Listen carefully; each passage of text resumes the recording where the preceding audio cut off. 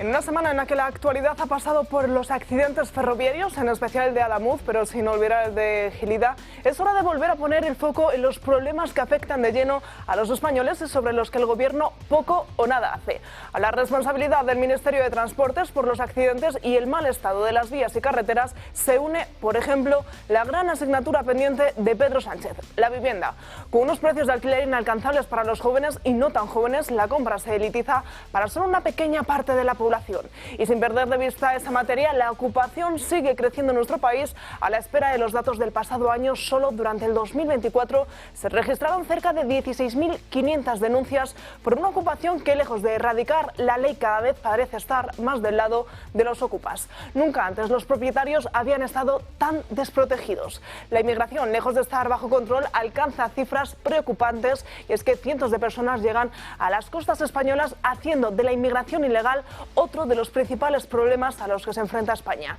El sector sanitario no está mucho mejor. El deterioro de la sanidad española, debido a la mala gestión del Gobierno, tiene la primera gran consecuencia: una huelga nacional el próximo mes de febrero.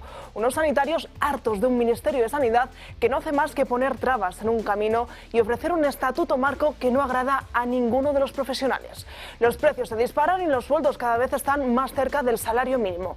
Cada vez son más las familias que tienen problemas para llegar a fin de mes. Los españoles se asfixian con impuestos y tasas, mientras vemos cómo los políticos de nuestro país sacan mordidas de cualquier contrato, cómo ministros perciben cerca de 30.000 euros como indemnización en materia de vivienda, o cómo el dinero de los españoles se gasta en todo menos en lo que de verdad nos importa y nos afecta. ¿Hasta cuándo seguirá mirando para otro lado el Gobierno de España?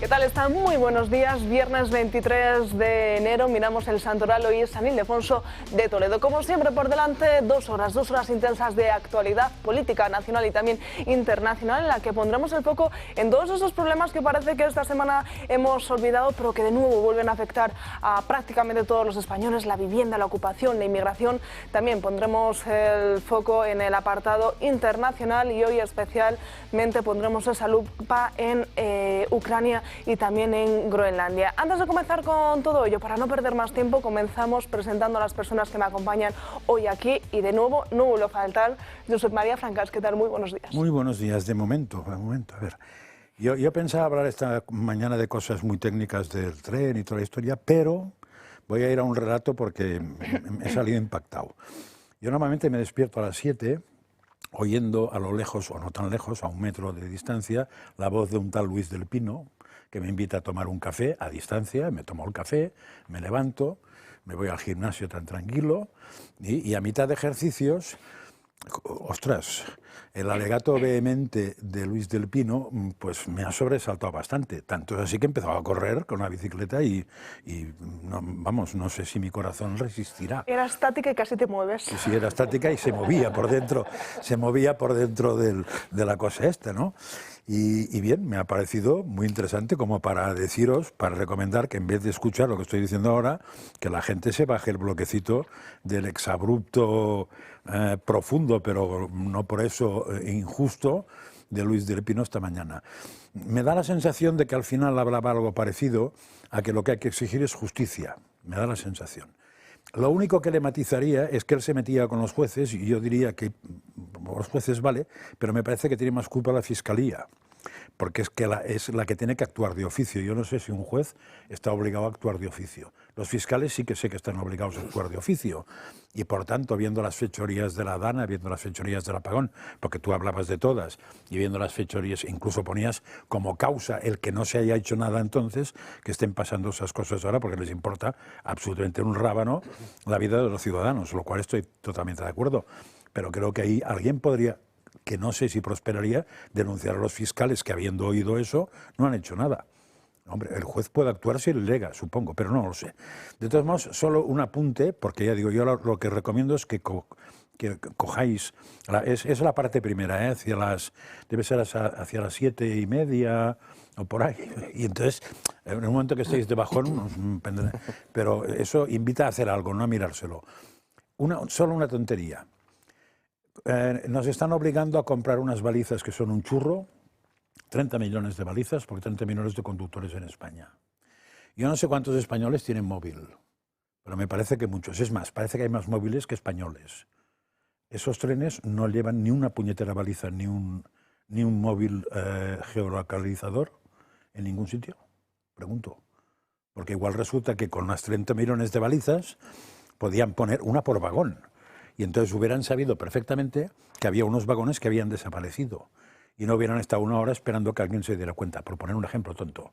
Muy baratito, ¿eh? O sea, una baliza, para gente incluso mejor. Es más, un ingeniero, y aquí tenemos uno, me ha dicho, no haría falta ni red, porque el sistema ferroviario español tiene red propia. O sea, ni siquiera los móviles, tienen una red propia, con lo cual el colocar una baliza, o sea, el ponerse al siglo XXI no parece que sea muy difícil que no quedarse en el XIX. Pues también con nosotros otro de los implicados, don Luis del Pino, que hacía mención Josep María Francas. ¿Ha sido intensa la mañana de hoy? Ha sido intensa, sí. Es que es indignante todo lo que está sucediendo. O sea, ayer escuchar el testimonio de los abuelos de la niña de 6 años que ha quedado huérfana, que se le saltan a uno las lágrimas, hombre, por Dios. Lo decían claramente, no es que hayan muerto mis familiares, que los han asesinado. La palabra técnica no es asesinado, es un homicidio, pero sí, es verdad, los han matado. Los han matado con su corrupción, con su incompetencia. Y yo esta mañana pues recordaba a los jueces la obligación que tienen y me dice don Josep María que, hombre, sería más la Fiscalía. No, pero es que hay un caso, por ejemplo, que es el del apagón. Sí, que está en el apagón. Supremo.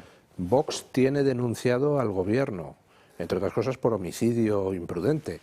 Y entonces se presentó la querella hace muchos meses, cuando el apagón, y la Fiscalía inmediatamente informó en contra de que se admitiera. Y el juez, o los jueces, o quien sea, lo tienen en un cajón sin resolver. Ni rechazan, porque sería un escándalo, ni admiten. Y pasan los meses. No, ahí los jueces tienen una responsabilidad. Y aquí están muriendo los jueces tienen una responsabilidad. Claro, aquí está muriendo gente porque con el apagón no se ha hecho nada, y porque con la Dana no se ha hecho nada, y porque con la pandemia no se ha hecho nada, y porque con los incendios no se ha hecho nada.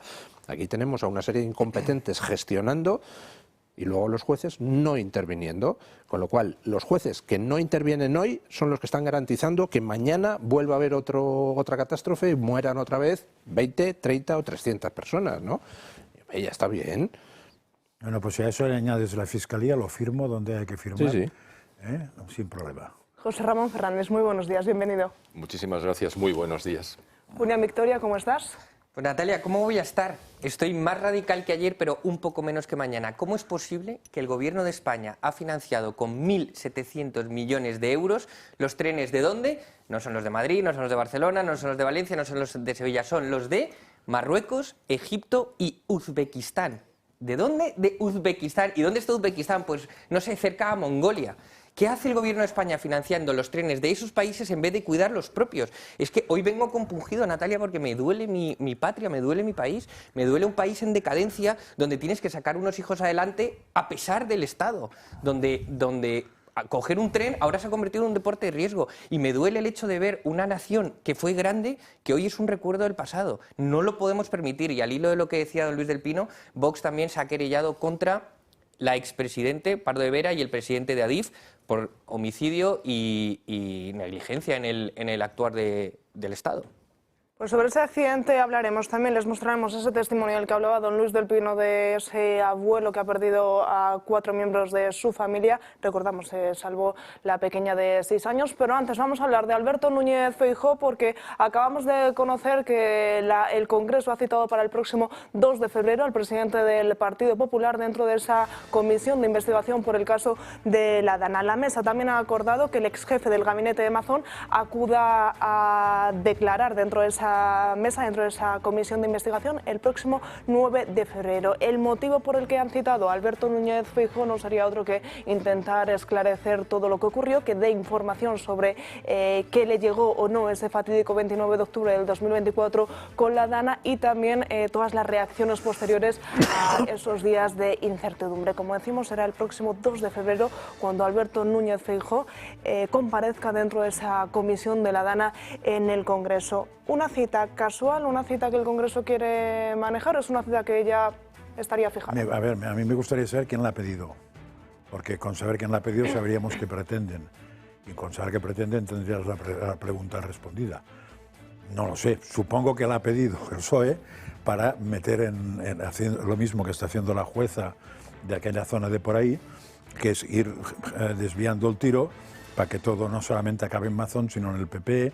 Supongo que después viene Aznar y con un poco de mala suerte Franco, porque no eran el mismo partido, porque lo de Franco y los partidos no parece que fuera muy así, pero parece que sí que tenían algo que ver, no sé exactamente en qué. Eso y Sumar me confirman que han sido Pues, quien han realizado esta petición pues de entonces comparecencia. la pregunta tuya creo que acaba de ser respondida directamente con saber quién la han pedido y qué van a pretender. Yo supongo que la respuesta de Feijóo será ser institucional, ir amablemente y mansamente y no ocurrírsele la idea de que en el Senado se empiecen a convocar a más gente del otro lado para contrarrestar la cosa. No fuera caso que institucionalmente no funcionara. Y le habrá pedido consejo a Juanma Moreno para ver si hay que ser muy prudente y no hay que tocar las narices a nadie, porque la paz es lo más importante de este mundo. No la justicia que exigía la abuela de estos niños, Luis del Pino esta mañana y yo después. Fernández. Yo quería hacer un par de comentarios sobre algunas afirmaciones iniciales del otro lado de la mesa. El primero es el de las balizas. No mires para atrás, Josep María, porque va por ti. Las balizas, según he leído, están situadas en el techo de los vagones. El vagón, claro, el vehículo descarriló a aproximadamente 200 kilómetros por hora y se fue raspando contra el talud. Desapareció la baliza. El problema es, ¿por qué no interpretas que si no hay indicación de baliza ha habido un accidente? Pero vamos, la baliza está. Eso por un lado, no pasa nada. El segundo ya es más técnico y ese lo conozco de primeras. Cuando se habla de que ha habido financiación de operaciones por parte del Estado español a través del Gobierno y de los servicios correspondientes, estoy seguro de que estamos hablando del Fondo para la Internacionalización de la Empresa, el llamado FIEM. Eso lo sé bien porque he estado trabajando en ese ámbito. Los FIEM se aplican para que las empresas españolas puedan presentar y ganar proyectos de suministro, montaje y servicio en terceros países. Lo normal es que vayan con tipos de crédito de mercado. Es decir, una cosa son los fondos FIEM y otra cosa es la gestión de los fondos correspondientes a los recursos financieros asociados a la gestión interna. Los fondos FIEM son para que nuestras empresas mejoren su posición en el exterior. Y yo no lo juntaría porque son elementos distintos a priori. Ya sé que es muy técnico y que en principio uno no piensa en eso, pero me ha tocado hacerlo durante mucho tiempo. Es muy verosímil que hayamos prestado incluso decenas o centenares de millones, con el límite de los 500 al año que tenían cuando yo estaba trabajando en eso, a unos países que lo pagan como si lo pidieran al banco en las mismas condiciones, para que nosotros podamos hacer que empresas españolas estén fuera. Es exactamente lo mismo que hacen todos los países de la OCDE. Es decir, es una cosa muy técnica. Pero claro, dicho así, pues impacta. Bien, José Ramón, pero entonces, si tenemos una deuda sobre el PIB del 105%, ¿por qué tenemos capacidad de financiar a otros? Si tenemos que autofinanciarnos a través de los bancos. Pues somos gilipollas. Son cosas ¿O estamos distintas. pidiendo dinero a los bancos y luego financiándolos a ellos a mejor tipo y sacando una rentabilidad? Nosotros no pedimos dinero a los bancos, emitimos deuda y con eso nos financiamos. Claro, pero don José Ramón, es que usted me dice, es que yo el dinero que tenía se lo he prestado a un amigo mío para una empresa, pero es una buena inversión, es un préstamo y me lo va a devolver. Digo, ya papá, pero es que no llegamos a poder comer todos los días porque no hay dinero en casa, así que ¿qué tal si en vez de prestárselo a tu amigo compras comida? Estamos hablando de política general. Claro, esto es una estrategia. Estamos hablando de prioridades. Sí, yo lo entiendo, pero está la disponibilidad presupuestaria, existe y se aplica y es en beneficio de nuestras empresas. A ver si voy a parecer yo el abogado del diablo aquí. Yo lo que intento explicar es que esto es una cuestión técnica que está predeterminada. Otra cosa es que sea conveniente o no. En mi opinión es conveniente que tengamos recursos para eso, no para las pilinguis. Esto es otra historia. Hijo, ya que te has cargado el argumento de las balizas, lo cual acepto perfectamente, aunque me cabe una opción. Entonces, en vez de ponerlas en el techo, las podrían poner dentro y entonces igual no habría eso. Por supuesto. Después de hablar con un ingeniero ayer bastante rato y esta mañana, que por cierto es colaborador del programa y viene a veces, Jesús Arapiles, que fundamentalmente es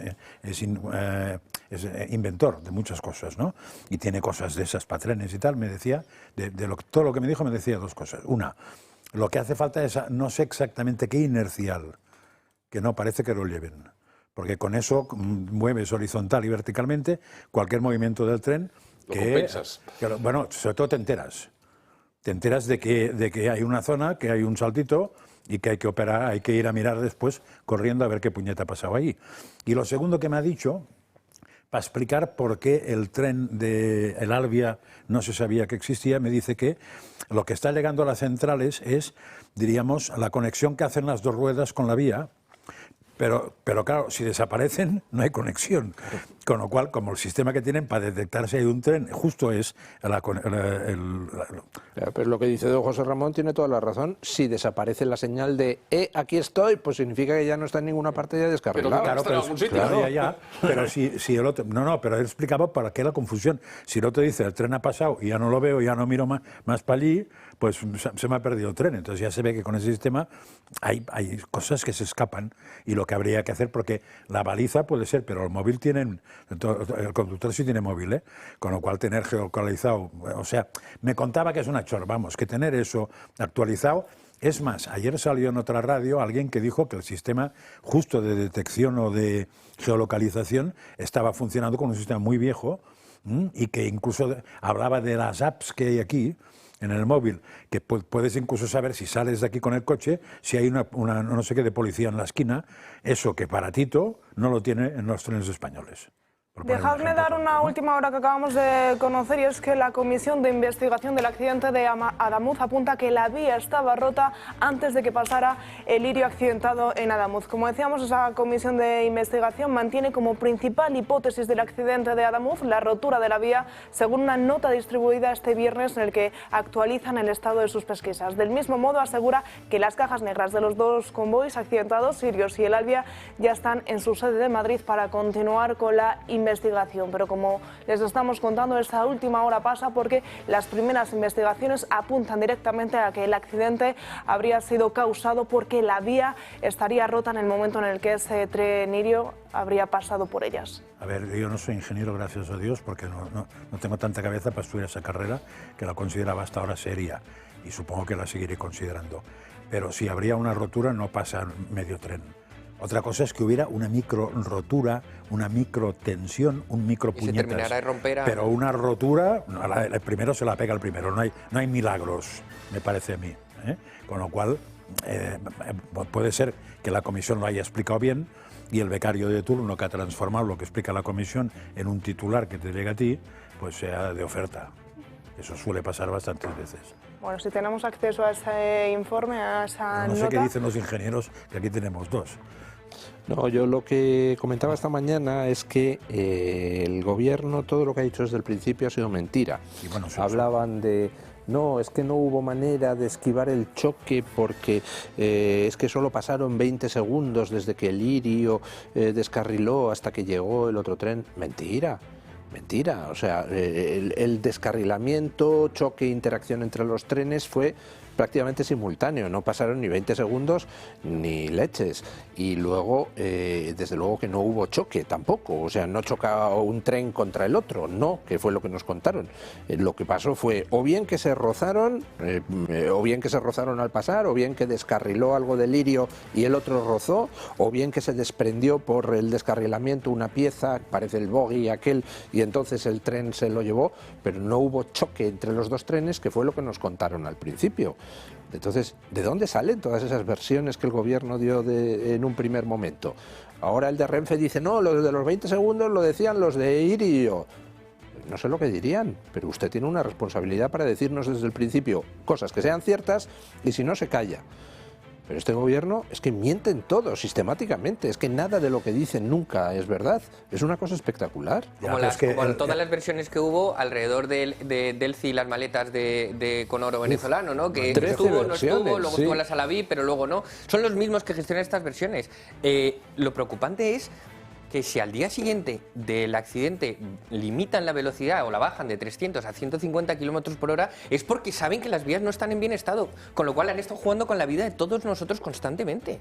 Sí, señor. O sea, es que ahora mismo los que cojan los trenes dicen... ¿Voy seguro? Pues, no lo sé. ¿Voy seguro? No lo sé. A ver, dejadme completar esta información, porque este informe de la Comisión de Investigación asegura que existía una fractura en el momento en el que estaba pasando ese irio y que habría sido en el tramo final de este tren, en esos últimos vagones, cuando se habría producido esa ruptura. Estaba fracturada, pero... O sea, que habría una microfractura o algo así. Es que... Y se habría producido la ruptura con el paso de este tren, sobre todo en esos últimos vagones que son los que... Eso parecía evidente, o sea que ahí tiene que haber una microlesión que probablemente lleve mucho tiempo o no. Los trenes anteriores parece que todos tienen una muesquecita, con lo cual ahí pasaba algo y entonces llega un momento que eso, me contaba ese señor que la rigidez cinética se cuadruplica, o sea, se eleva al cuadrado todo lo que le pones, con lo cual cuando vas cargando, la vía va cargándose, pero en sentido exponencial. Digo, a ver, dice Luis que este gobierno miente. Bueno, lo que no ha hecho es decir una verdad nunca. Pero además la filosofía yo creo que está clarísima. Con este y con el resto de grandes desgracias que hemos sufrido en este país, que algunas no han sido provocadas por el gobierno, como puede ser el COVID en teoría, y otras sí, siempre hace lo mismo, que es estudiar exactamente cómo puede desviar la atención para encolomarle el muerto a alguien. Y entonces en ese caso se intentaba encolomarle el muerto a la empresa italiana, que es la única que no dependía del gobierno. Y tienen otra ventaja, que saben que con el tiempo eso se disuelve. O sea que va pasando el tiempo y entonces ya o pasa otra cosa más gorda, porque del tema del apagón casi nadie se acuerda. Y además lo que se acuerdan es de lo divertido de las calles, diríamos, en plan festivos, ¿no? Oh, que nos ha pasado, no había pasado nunca.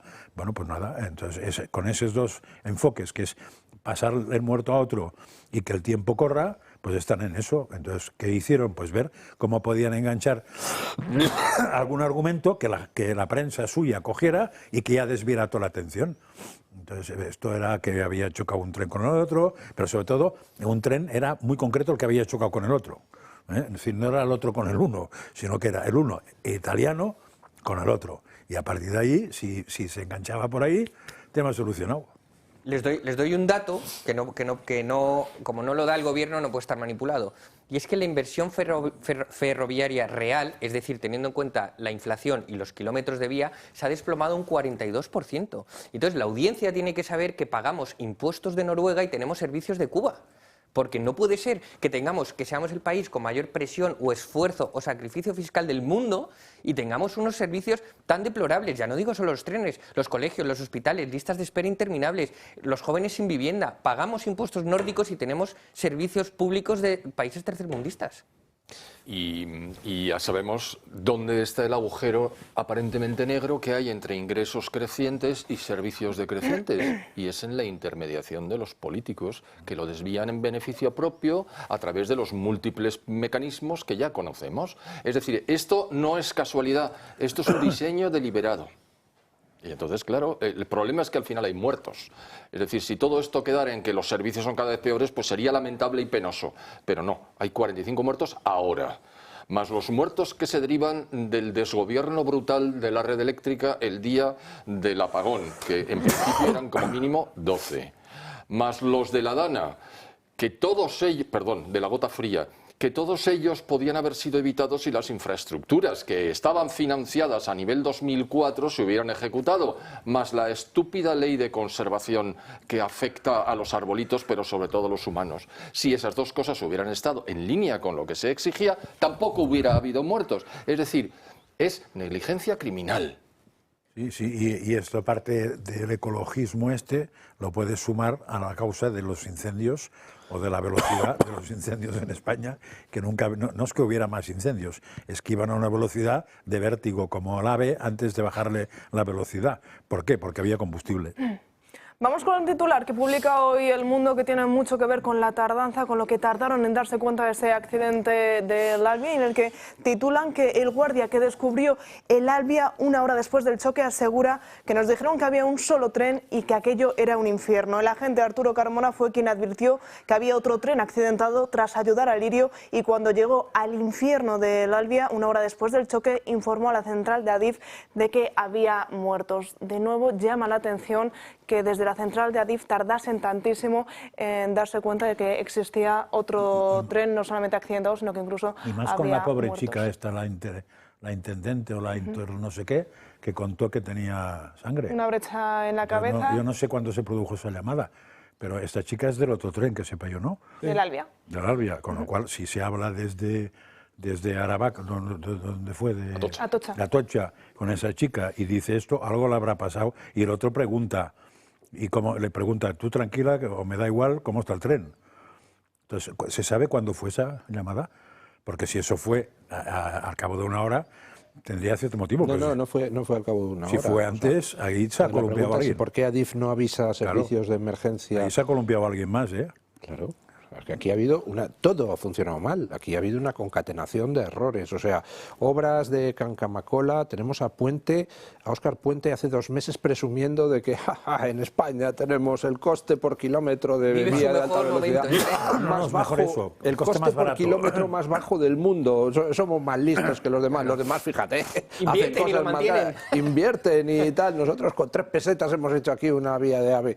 O sea, ha funcionado mal lo que es la infraestructura, lo que es el mantenimiento, pero es que luego la respuesta a una emergencia, yo se me caía el alma a los pies con lo del maquinista de Lirio, que coge y llama, oye, apunta mi número de móvil. Digo, ¿cómo que apunta mi número de móvil? ¿Por qué no lo tienes? ¿Pero qué me está diciendo? O sea, primero, que va a utilizar, porque sale de la cabina, un móvil, y si no hay cobertura, y si no tiene móvil en ese momento, y si se ha quedado sin batería, y si se le ha roto el móvil en un choque, entonces no se puede comunicar con la central. ¿No tienen otro mecanismo más normal de comunicación en el siglo XXI? No, tiene que ser con el móvil oye, y además se le dice, apúntalo, estamos en una emergencia, espera que voy, que no tengo tinta en el bolígrafo. Saldo, ¿no? Si me pillas otro día no tengo. Claro, o sea, dices, pero no puede ser. Y claro, luego resulta que intentan hablar con el maquinista del Albia y no coge el móvil, porque está muerto. Claro, entonces, ¿cómo se comunica un muerto por móvil con la central para hacer...? Es que es demencial todo, parece de Burundi. No entiendo muy bien qué está pasando. Y luego resulta que ya cuando se comunican y ya la interventora llama, que estoy llena de sangre, la del Albia, y entonces los otros, sí, vale, muy bien.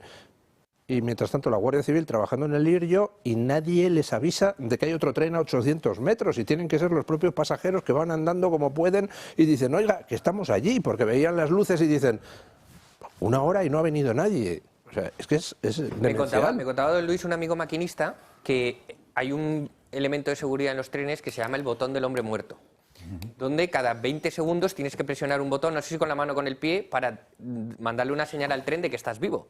Y cada 20 segundos hay que darle, porque a la segunda en la primera si te la saltas suena una alarma horrible y en la segunda el tren se para.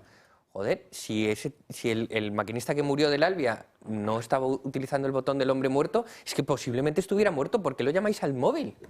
Si ya el tren te está mandando la señal de que no contesta el maquinista. Porque eso para el tren, pero no avisa a Atocha, ya se ve, o no avisa. No, claro que avisa, porque te dan un toque y eso no la alarma. Hombre, y si eso no está monitorizado, sería un escándalo. Pues ya se ve que no, si está monitorizado, se dejaron el monitoreo en otro sitio. Y luego otro titular de ayer, que no entiendo. Dicen, el juez pide las cámaras que pudieron grabar el tal, dice, pero el operador ferroviario dice que no sabe si estaban grabando. O sea, que tienes ahí unas cámaras que eran de pega.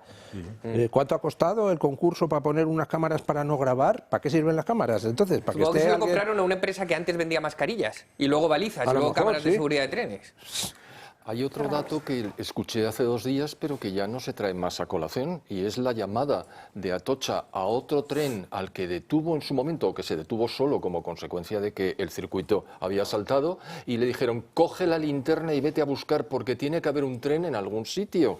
Es decir, era ese el grado de control. Entonces el señor camina con su linterna y de repente encuentra los restos del Albia completamente destrozados al fondo del talud, que todavía no sé cómo ha sobrevivido nadie a eso.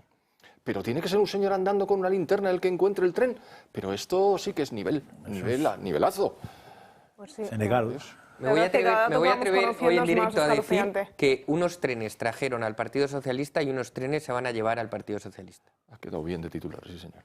Nos vamos a ir a la primera pausa publicitaria y a la vuelta seguimos conociendo más acerca de esta investigación y abordamos otros temas de política nacional.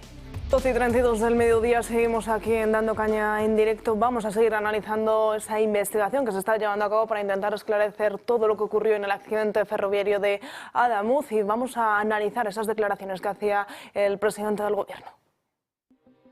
Finalmente, 45 muertos ya identificados y más de 20 personas hospitalizadas es lo que ha dejado la tragedia ocurrida en Adamuz, donde un tren Alvia y un Irio colisionaron por una rotura en la vía. Una cifra que respondería al número de desaparecidos. Tras días de tensión, búsqueda de respuestas y consternación, por el momento la investigación técnica va por la línea de una rotura del carril exterior de la vía 1 por deterioro del propio material, que habría provocado muescas que facilitaron el descarrilamiento del tren. Y por otro lado, la investigación judicial, que además de determinar circunstancias, determina responsabilidades, está completamente abierta. De este modo, el presidente del gobierno, a la vez que anunció la negativa a la presencia de España en la Junta de Paz para Gaza impulsada por Trump, indicó la transparencia que desde el Ejecutivo emplearán para tratar este suceso. Quiero que sepan que el Estado en su conjunto va a hacer todo lo que esté en su mano para ayudarles y vamos a gestionar esta tragedia como hemos gestionado desgraciadamente otras también, con respeto absoluto a las víctimas, con unidad institucional, con rigor técnico y también con la máxima transparencia. Y hace escasos días el ministro de Interior, Grande Marlaska, descartó la opción de sabotaje y dio detalles de puntos importantes para la investigación. Solo puedo avanzarles que la Unidad Orgánica de Policía Judicial de Córdoba ha concluido la inspección ocular de la zona del siniestro y ha entregado en el juzgado un primer atestado. Además, custodia todos aquellos elementos localizados en el lugar y que pueden resultar de interés para la investigación de la causa del accidente. Además, la oposición y los sindicatos exigen la dimisión al ministro de Transportes, Óscar Puente, que se encuentra en el punto de mira por los últimos datos que reflejan el déficit de inversión que tenía la estructura ferroviaria. Todas estas circunstancias, incluso el último fallecimiento en Cataluña, ya se había avisado de ese riesgo con anterioridad y no se paró la circulación hasta que se había producido ese fallecimiento, con lo cual lo que entendemos es que al final a los profesionales que estamos en primera línea, a los maquinistas, a los mantenedores, a los responsables de circulación, cada vez se nos tiene menos en cuenta en la operación ferroviaria. En esta línea informativa, el Sindicato Español de Maquinistas Ferroviarios han convocado huelga general los días 9, 10 y 11 de febrero para pedir responsabilidades, así como seguridad ferroviaria de un sistema que ha tenido una de sus peores semanas tras el suceso en Adamuz, Gélida y los descarrilamientos de Asturias y Cartagena. Pues hablaba Pedro Sánchez sobre determinar responsabilidades y precisamente ayer en una entrevista radiofónica a Óscar Puente le preguntaban si iba o no a dimitir. Esta era su respuesta. Salí el domingo a las 8 y pico de mi casa, regresé poco antes del accidente de Rodalies con la misma ropa, me fui a Córdoba. No he tenido ni un minuto en pensar en mí mismo, se lo aseguro. Ahora mismo no me ocupa el tiempo ni un segundo en mí. Yo creo que las responsabilidades en un hecho de estas características debe asumirlas quien haya contribuido por acción o por omisión a que esto se haya podido producir. Por tanto, ese es mi criterio, ¿no? Y por tanto las responsabilidades, las que sean y de quien sean, partirán de esa premisa. Francas, pedías la palabra. Sí, pero yo me he quedado impresionado una vez más con el enfermo de la Moncloa. De las 4 cosas que ha dicho, solo me he quedado con 2, porque no es más rápido diciendo gilipolleces que yo aceptándolas. Ha dicho que iba a actuar como las otras veces y ha dejado 2 perlas. Con unidad institucional, que me explique dónde coño está eso en los incendios, en la Dana o en la Gota Fría o en la caída de fluvios de arriba, que me explique dónde está eso, porque no acabo de verlo. Y lo segundo es en transparencia. ¿Dónde puñeta está la transparencia, por ejemplo, en el apagón o en la propia Gota Fría Y me he dejado las otras dos, que no sé qué otras idioteces ha dicho. Pero este chico es de juzgado de guardia. O sea, yo tengo que hacer que este país no levante la cabeza hasta que ese señor pase por un juzgado y acabe probablemente en un sitio más oscuro.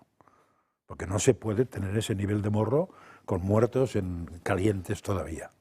Lo siento, pero es que me da asco. Dice, el gobierno asume la responsabilidad. El gobierno. A saber, o sea, no, el gobierno asume la responsabilidad. ¿Así? ¿Y en qué consiste esa asunción? Que ya está, ya lo he asumido. Que digo que asumo la responsabilidad y me fumo un puro, ¿no? Y sigo en la Moncloa, y sigo rodeado de corrupción, y sigo sin dar explicaciones de la corrupción de su mujer, de su hermano, de su número 2, de su otro número 2, de su chico de confianza en el partido. ¿Qué responsabilidades asume? Ninguna. Es que a la incompetencia, a la corrupción, añade el que tiene un morro de tamaño sideral, pero sideral. Es que él es consciente de que no le va a pasar nada. Porque no le ha pasado nada antes y no le va a pasar nada ahora, porque el modus operandi que realiza el gobierno y el partido que le apoya es exactamente el mismo. Claro, en esta ocasión, esto de la unidad institucional que decía Josep María hace un momento, se debe a que en este caso ni siquiera un 1% de las responsabilidades podrían ser asumidas por terceros. Todas corresponden al gobierno y a la administración controlada por el gobierno con nombramientos políticos al frente de las instancias técnicas. Y como es el 100%, ahora procede unidad. Pero si hubiera habido un resquicio para encalomar el tema a un tercero, entonces ya no sería tan necesario, no mencionaría la unidad, puesto que no la ha habido en los casos anteriores cuando, con relativo éxito, han podido poner encima de las cabezas de terceros parte de la responsabilidad de los desastres, cuando en realidad la parte enorme siempre les corresponde a ellos porque son los responsables últimos. Dicho de otra manera y para terminar, cuando tú retrasas deliberadamente los servicios de asistencia a los damnificados de la zona cero, de las inundaciones de Valencia, y lo haces de tal manera que incluso rechazas la ayuda de terceros países diciendo que actúas en nombre de la comunidad autónoma, pues estás asumiendo toda la responsabilidad de los muertos extra que estuvieron allí. Véase Posteguillo, por favor. Y tienes que acabar en la cárcel. Yo creo que sí. Si hay justicia. Vamos a ver, ha dicho Puente. Es que son las 8 de la mañana, he salido a trabajar y he vuelto por la noche, aún no he podido pensar en mí. Está todo el país en vilo para ver si son las 5 y no ha comido el ministro Puente. Ha dicho que la responsabilidad la tiene que asumir quien por acción o por omisión haya sido culpable de la tragedia. Bueno, les voy a contar una omisión, como les contaba en la pausa. De los 7 trenes encargados de revisar el estado de las vías y ver que no hay roturas en las vías, 4 llevan abandonados por Adif desde hace 2 años. ¿Cómo van a encontrar las roturas? ¿Cómo van a hacer un mantenimiento? ¿Cómo podemos estar seguros de que las cosas funcionan si los elementos de seguridad para inspeccionar esa seguridad están abandonados? Entonces, evidentemente, señor Puente, por omisión usted es el culpable, no hay otro. Y, por supuesto, subsidiariamente, su superior jerárquico, que es el presidente del Gobierno de España. Vamos a escuchar ese duro testimonio que nos introducía el propio don Luis del Pino, que hace referencia a un abuelo en el que ha perdido hasta 4 miembros de su familia. Escuchen. Que nadie pase más por esto, que se gasten los dineros donde se lo tienen que gastar. Porque yo siento que mis hijos no han muerto en un accidente, mis hijos no han muerto en un accidente, a mis hijos lo han asesinado. Lo han asesinado. El gobierno lo ha asesinado por falta de mantenimiento, Y eso es lo que entiendo yo y eso es lo que siento ahora mismo en este momento. Que lo han asesinado a mis cuatro niños, porque salen los 4 iguales para mí, porque mi yerno de los 14 años está en mi casa y eran todos para mí, y me han dejado, el único milagro que me ha dejado es mi niña, que por lo menos es lo que me va a dar fuerza para tirar para adelante. Es lo que me va a dar fuerza para tirar para adelante. Y que se den cuenta estos señores que la infraestructura hay que mantenerla, que los trenes se montan mucha gente todos los días. Para no ir más lejos, ayer hubo un accidente, hoy he visto otro. Pero no se dan cuenta que están matando a la población, la están matando, están tirando a este país a la ruina, estos señores políticos lo están tirando a la ruina. Este hombre que escuchaban ha perdido a su hija, a su yerno y a 2 de sus nietos y afortunadamente, como él dice, bueno, pues se pudo salvar a esa pequeña de 6 años. Tiene claro que les han asesinado. No se trata de un accidente, sino de un asesinato por la inacción, por la falta de inversión que el gobierno está realizando y no le falta razón ninguna a este hombre. A mí este señor es desgarrador. Me hace recordar una categoría que no puede ser incluida en las contabilidades que se realizan a la hora de la búsqueda de responsabilidad, que son los muertos en vida. Va a haber muchos muertos en vida. Está habiendo ya muchas personas que no se van a recuperar de este impacto y que van a morir con ello encima, gravitando sobre su corazón. Eso es muy duro y esto hay que tenerlo también en cuenta. Yo comprendo que es subjetivo y que es emocional, pero está ahí. Y por favor, que se sepa que toda esta gente ha sufrido las consecuencias de la maldita desidia del gobierno. Había en los medios ayer, había precisamente un testimonio de una persona que yo creo que entra dentro de la categoría que decía don José Ramón, un trabajador de Renfe que sobrevivió, vamos, que se libró del accidente de Angrois porque había cambiado con un compañero el turno y el compañero murió en el accidente de Angrois y él se libró. O sea, yo me intentaba poner en la mente de alguien, o sea, a mí me pasa, cambio con un compañero, resulta que el compañero muere, pues también es otra persona, aunque no iba en el tren y aunque se salvó, oye, ya tienes que vivir toda tu vida con eso. Y este trabajador siguió trabajando en Renfe y ayer murió y esta semana murió en Adamuz. Le ha pillado este otro tren y contaba a la familia que él decía que muchas veces subía al tren a trabajar con miedo. O sea, ¿cómo puede ser que estén los trabajadores ferroviarios trabajando con miedo porque el tren, que si se caen las vías al río, que si traquetea, que si se le cae a uno en la cafetería una cosa en la cabeza del bamboleo? Dices, oye, y aquí, mientras tanto, la majadera que tenemos de ministra de Trabajo, Yolanda Díaz, haciendo vídeos estúpidos, hablando como una estúpida para votantes estúpidos, en vez de preocuparse de los derechos de los trabajadores ferroviarios. O sea, hay que fastidiarse.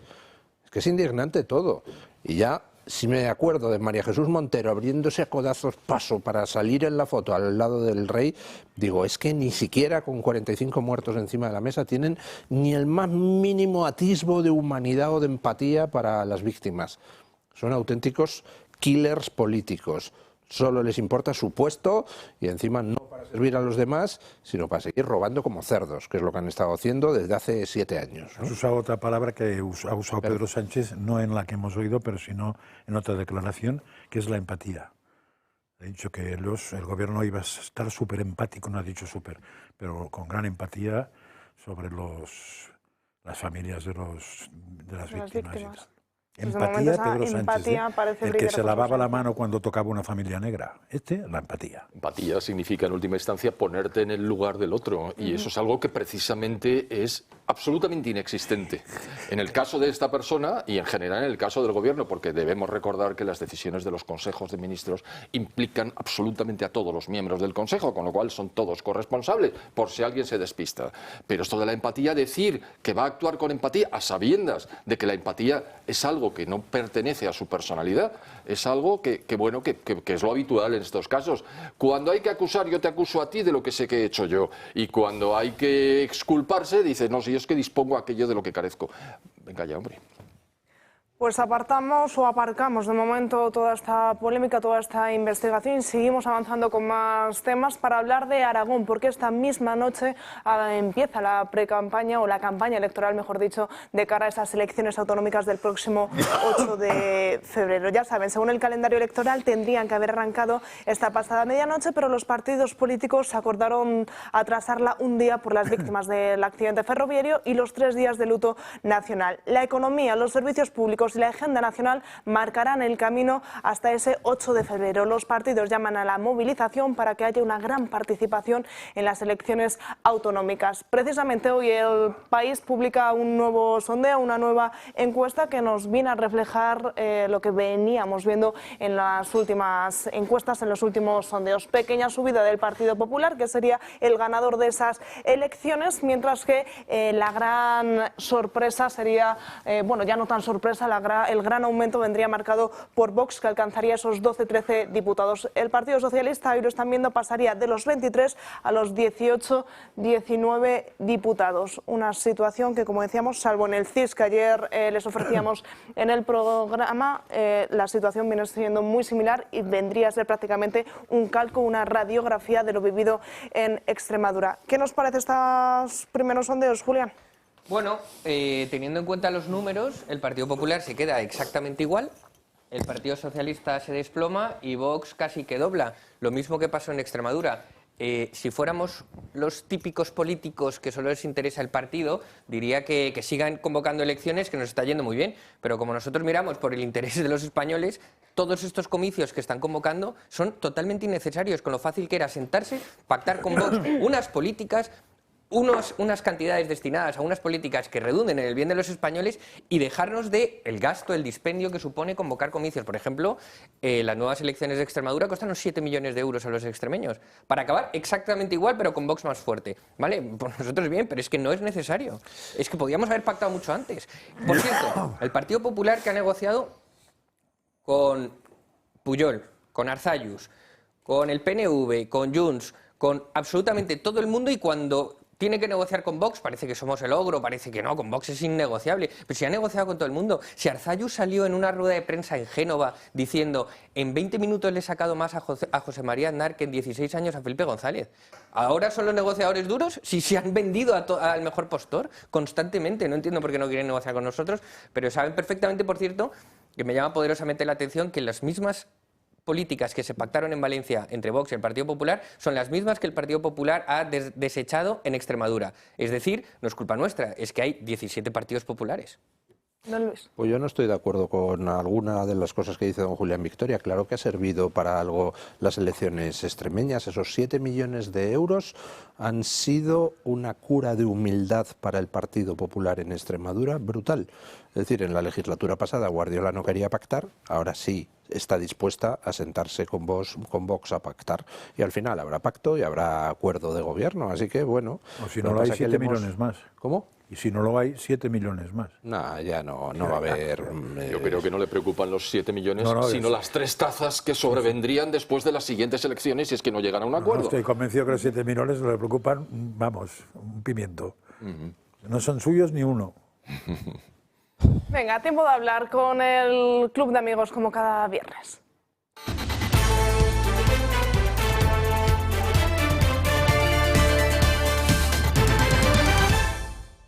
Y como siempre lo hacemos de la mano de Paula Cruzado. ¿Qué tal? Muy buenos días. Muy buenos días, Natalia. Pues yo la verdad es que, bueno, pues siempre vengo dando las gracias y en esta ocasión quiero dar las gracias pues a un socio que se hizo, bueno, un nuevo socio que se llama Freddy y que se hizo, bueno, pues en esta semana socio del Club de Amigos para ayudar a este medio de comunicación, pero no solo nos ayuda de forma económica, Natalia. Venía ahora bajando aquí a la tele, venía hablando con él y decía, no, porque yo dentro de mi, bueno, pues dentro de mi localidad yo hablo de vosotros. O sea, esa labor también es muy importante porque al final no hay más cosa más que a la gente le guste que tener la opinión directa de una persona que es socio del Club de Amigos o que conoce a esta casa para hacer la mejor propaganda de ella. Así que desde aquí le doy las gracias por su labor, porque tenemos ya como una extensión más allí donde está él, que de verdad que muchísimas gracias a él y a todas aquellas personas que se suman día a día a este club, a esta televisión, a hacer de este proyecto una auténtica realidad, porque ahora más que nunca, es cierto que siempre decimos esta frase, pero es la realidad. Ahora más que nunca les necesitamos. ¿Por qué? Porque cuando suceden estas desgracias, que de verdad que es una auténtica desgracia lo que está pasando, es cuando más necesita la gente saber la verdad y es cuando menos la gente la sabe. ¿Por qué? Porque el gobierno no quiere saber que digamos la verdad, no quiere que la gente sepa lo que es la realidad de las cosas y gracias a este medio de comunicación la gente se entera de muchas noticias que otros medios de comunicación callan, pero para que ustedes se enteren de estas noticias les necesitamos que nos ayuden, les necesitamos que día a día estén con nosotros, como hace Freddy, hablen de nosotros allí a sus conocidos, a la gente, que se acerquen a ver lo que es el Toro Televisión, este medio de comunicación que de verdad que apuesta por la libertad de expresión, que apuesta por esas noticias que otros no quieren que sepan, pero para eso como digo, les necesitamos, haciéndose socios del Club de Amigos, haciendo donaciones puntuales en función de lo que cada uno estime oportuno, lo que su economía le permita, y la verdad que a nosotros nos ayudan una auténtica barbaridad. Como siempre digo, granito a granito se hace granero y ayuda al compañero. Y como bien saben, que hemos dicho ya el año pasado, que es el mes pasado, todas las donaciones y todas las cuotas desgravan, se pueden desgravar hasta el 80% de esa cuota o de esa donación. De hecho, ahora estamos con todas las donaciones que hemos recibido en ese 2025, que de verdad aquí muchísimas gracias, son muchas, pero necesitamos sus datos. Necesitamos su nombre, su apellido, su dirección postal y su DNI para que usted se pueda desgravar esa donación o esa cuota que hizo en el 2025. Si solo nos falta un dato, con un dato que nos falten, usted no se puede desgravar. Así que, por favor, póngase en contacto con nosotros, llame al 916162464 o escríbanos un correo electrónico a clubdeamigos@clubdeamigos.org y díganos sus datos. Solo queremos que usted se pueda desgravar, porque si no, Hacienda luego en su declaración de la renta, en su borrador, no aparecerá esa donación que, bueno, pues que antes de que se la lleve el gobierno, pues qué mejor que se lo lleven ustedes por esa ayuda que a nosotros nos hacen. Así que desde aquí animo a todas aquellas personas que nos siguen día a día, que nos sigan ayudando, que sigan apostando por este medio de comunicación, que si ya son socios, que hablen de nosotros a todas aquellas personas que, bueno, pues que se junten por la calle, que al principio éramos un par de locos y ahora somos unos cuantos locos en los que, bueno, vamos diciendo las verdades y vamos abriendo esas cabecitas de la gente para que vayan pensando por sí solos, y los que nos acabáis de conocer, pues bueno, pues que nos ayuden también y se hagan socios del club de amigos. Y la segunda tarea, y muy importante, por favor, solo tenemos hasta el 31 de enero para que nos den todos sus datos. Es muy sencillo, es un trámite de 5 minutos. Pues más fácil, yo creo, que no puede ser, Paula. Claro que no, así que nada, espero todas las llamadas de teléfono, todos los correos, sobre todo con los datos para que ustedes se puedan desgravar esa donación o esa cuota que nos hicieron en el 2025. Pues como siempre, muchísimas gracias, Paula. Gracias a vosotros. Paula, decía Steve Jobs que solo los locos, los que se arriesgan y los que se la juegan, son capaces de cambiar el mundo. Así que muchas gracias por tu locura. Ahí estamos, me acompañan mis pelos también.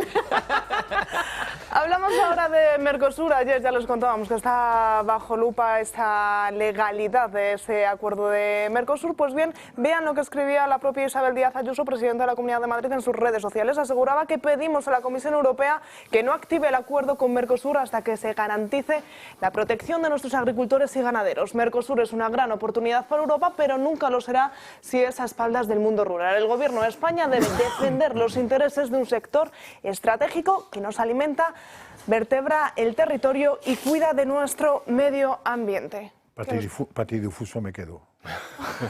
Eso, Isabel Díaz Ayuso, presidenta de la Comunidad de Madrid, perteneciente al PP. Exacto. Que es el que ha votado directamente en la Unión Europea, no solamente que eche para adelante el Mercosur, sino que no vaya a la comisión esa de justicia donde sea, no fuera caso que lo paralizaran. Oye, pues es muy interesante, supongo que la van a echar del partido, o va a echar ella al partido de su entorno, o los agricultores van a echar a los dos, que sería otra opción.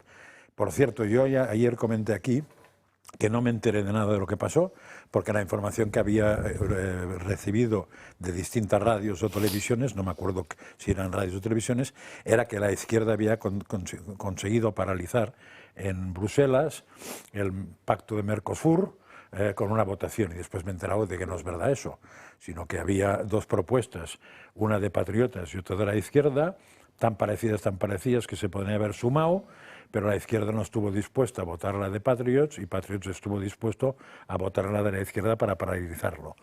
Y ahí se apuntaron 40 diputados, o 30 y muchos, o 40 y pocos del PP, ninguno perteneciente al PP español. Isabel, ninguno. Es importante para no perderse, porque, claro, mear fuera de ti esto es muy feo, ¿no? Y otra cosa que me he enterado que es muy interesante, exactamente qué es lo que se pide. ¿Y por qué se pide eso? Y ahí igual me explico mal yo, pero como aquí hay gente con más cabeza lo podrán arreglar.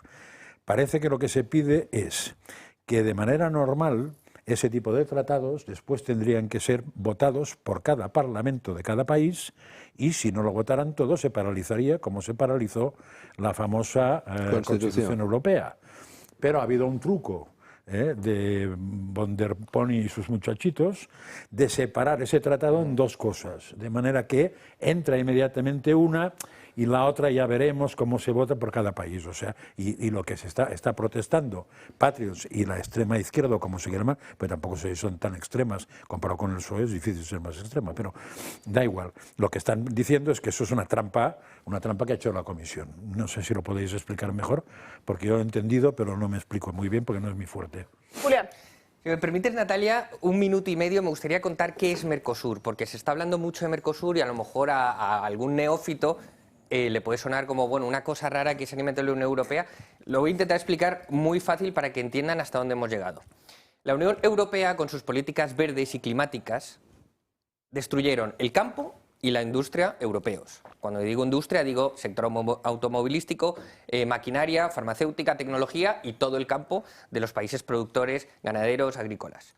Entonces, como tenían que resolver la pérdida de PIB y la destrucción de la soberanía alimentaria, energética, industrial de la Unión Europea, dijeron, oye, necesitamos salir a vender nuestro producto, que por cierto nosotros mismos nos hemos autoprohibido. Entonces llegan y descubren Mercosur, una alianza de Argentina, Chile, Paraguay y Uruguay, donde la Unión Europea dice, ostras, yo aquí todo lo que nos hemos prohibido vender en Europa, puedo venderlo en nuestros mercados que no tienen las regulaciones absurdas que he puesto yo a mi propia gente.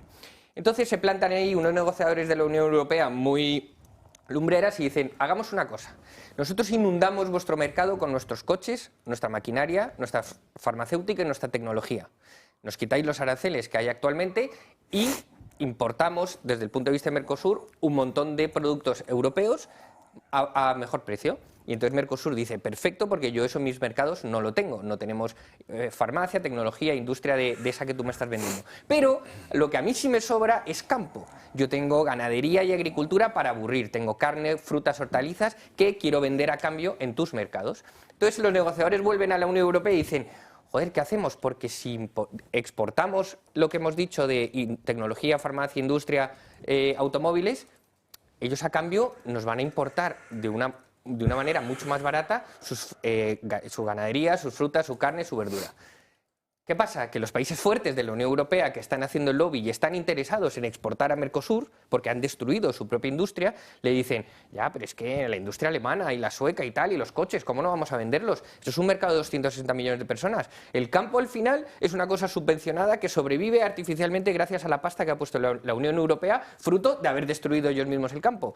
Entonces empiezan a hacer lobby los países fuertes de la Unión Europea y sale adelante Mercosur, que es nosotros, y lo venden como, es que la Unión Europea ahora va a exportar toda su tecnología, su industria, sus coches a Mercosur. Ya, pero es que a cambio nos van a importar un montón de productos que van a competir de una manera desleal con los nuestros. ¿Por qué? Porque las mandarinas, las hortalizas, la carne de Argentina no tienen ni las regulaciones laborales, ni las regulaciones sociales, ni las regulaciones medioambientales, ni los certificados, ni las cuotas de género, ni los impactos de tales cosas que se han inventado los burócratas y, por lo tanto, cuando lleguen esos productos, las mandarinas argentinas van a costar 50 céntimos y las valencianas cuestan 3 euros.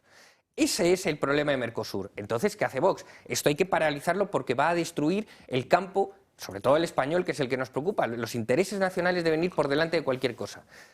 Entonces, Vox presenta una paralización ante el Tribunal de Justicia de la Unión Europea, una paralización de la entrada en vigor de Mercosur. Y entonces la paralización hay que votarla en el Parlamento Europeo. Y entonces resulta que no vea y sale adelante Mercosur, que es nosotros, y lo venden como, es que la Unión Europea ahora va a exportar toda su tecnología, su industria, sus coches a Mercosur. Ya, pero es que a cambio nos van a importar un montón de productos que van a competir de una manera desleal con los nuestros. ¿Por qué? Porque las mandarinas, las hortalizas, la carne de Argentina no tienen ni las regulaciones laborales, ni las regulaciones sociales, ni las regulaciones medioambientales, ni los certificados, ni las cuotas de género, ni los impactos de tales cosas que se han inventado los burócratas y, por lo tanto, cuando lleguen esos productos, las mandarinas argentinas van a costar 50 céntimos y las valencianas cuestan 3 euros. Ese es el problema de Mercosur. Entonces, ¿qué hace Vox? Esto hay que paralizarlo porque va a destruir el campo, sobre todo el español, que es el que nos preocupa. Los intereses nacionales deben ir por delante de cualquier cosa. Entonces, Vox presenta una paralización ante el Tribunal de Justicia de la Unión Europea, una paralización de la entrada en vigor de Mercosur. Y entonces la paralización hay que votarla en el Parlamento Europeo. Y entonces resulta que no solo el Partido Popular y el Partido Socialista habían votado a favor de Mercosur en su origen, sino que votaron en contra de la paralización que pedía Vox a través de Patriots. Y como dice Francas, efectivamente se llevaron por parte de la izquierda y por parte de Patriots 2 propuestas de paralización de Mercosur. La izquierda no quiso sumarse a la de Vox. Y Vox, como no es sectario, se sumó a la de la izquierda y se ha conseguido paralizar el acuerdo. Que, por cierto, el PP europeo ha salido a decir que, por favor, no paralicen el acuerdo, que es que esto va a poner en riesgo a la industria europea y el PIB y no sé qué. Y entonces luego sale Santa Isabel Díaz Ayuso y dice, exigimos a Mercosur, a la Unión Europea que paralice Mercosur. Pero si tu propio partido es el que votó a favor, tu propio partido votó en contra de la paralización y tu propio partido está exigiendo que no se paralice. Esta gente se cree que la estafa sigue colando. Un segundo, una enmienda solo muy rápida, porque como has empezado diciendo que vas a explicar qué es Mercosur, has confundido Chile con Brasil. O sea, Mercosur es Argentina, Brasil, Paraguay y Uruguay. Eso es que has dicho dicho Chile, no.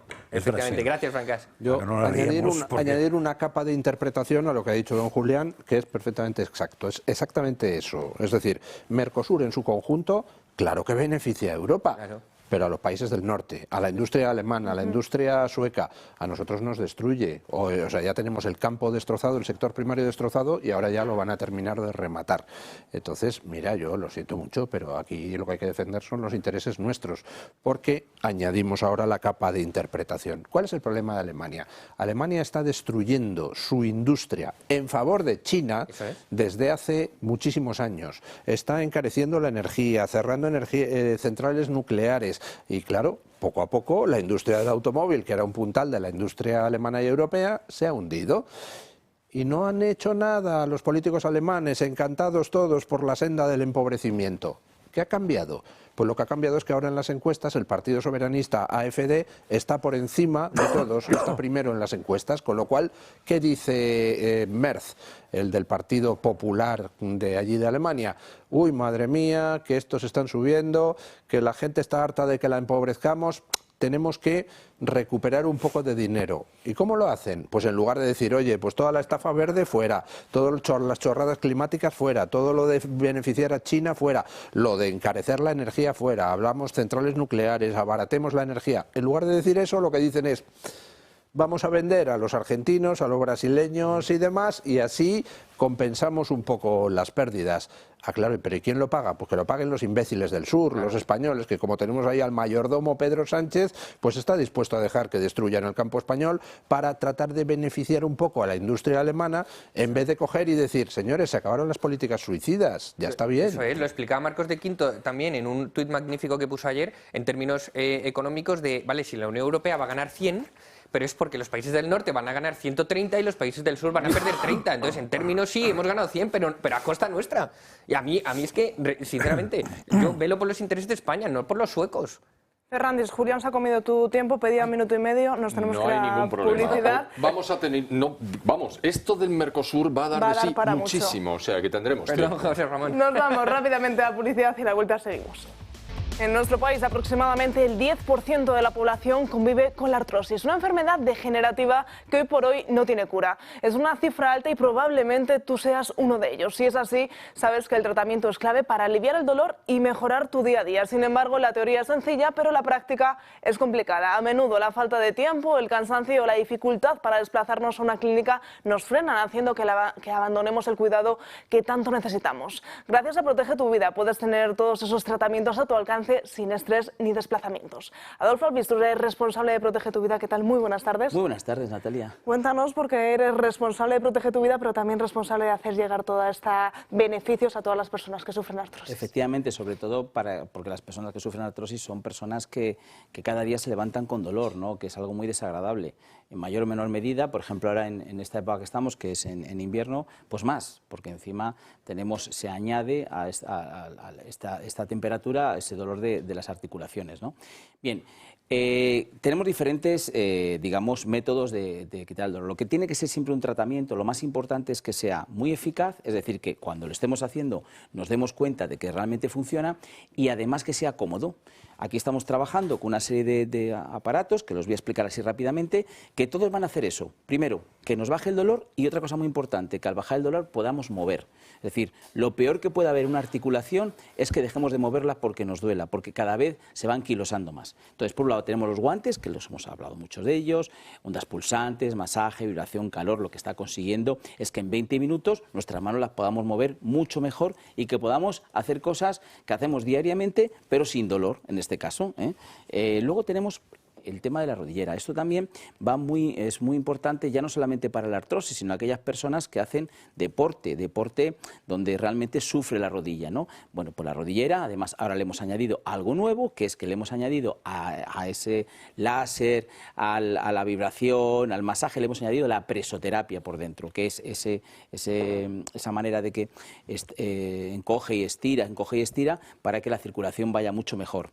También tenemos el cinturón dorsal, lumbar, esos dolores lumbares que son verdaderamente horrorosos, ¿no?, cuando los tienes, ¿no?, que casi te impide hasta hacer una vida normal, ¿no? Y ahora hemos añadido otro producto, que es este que tenemos aquí, que yo le llamo el láser cervical. Aquí se junta mucha tecnología, porque aquí estamos hablando, aparte del infrarrojo, estamos hablando del TENS, que son esta electroestimulación, que va muy bien, que se utiliza en los sitios de fisioterapia, y también estamos hablando de la magnetoterapia.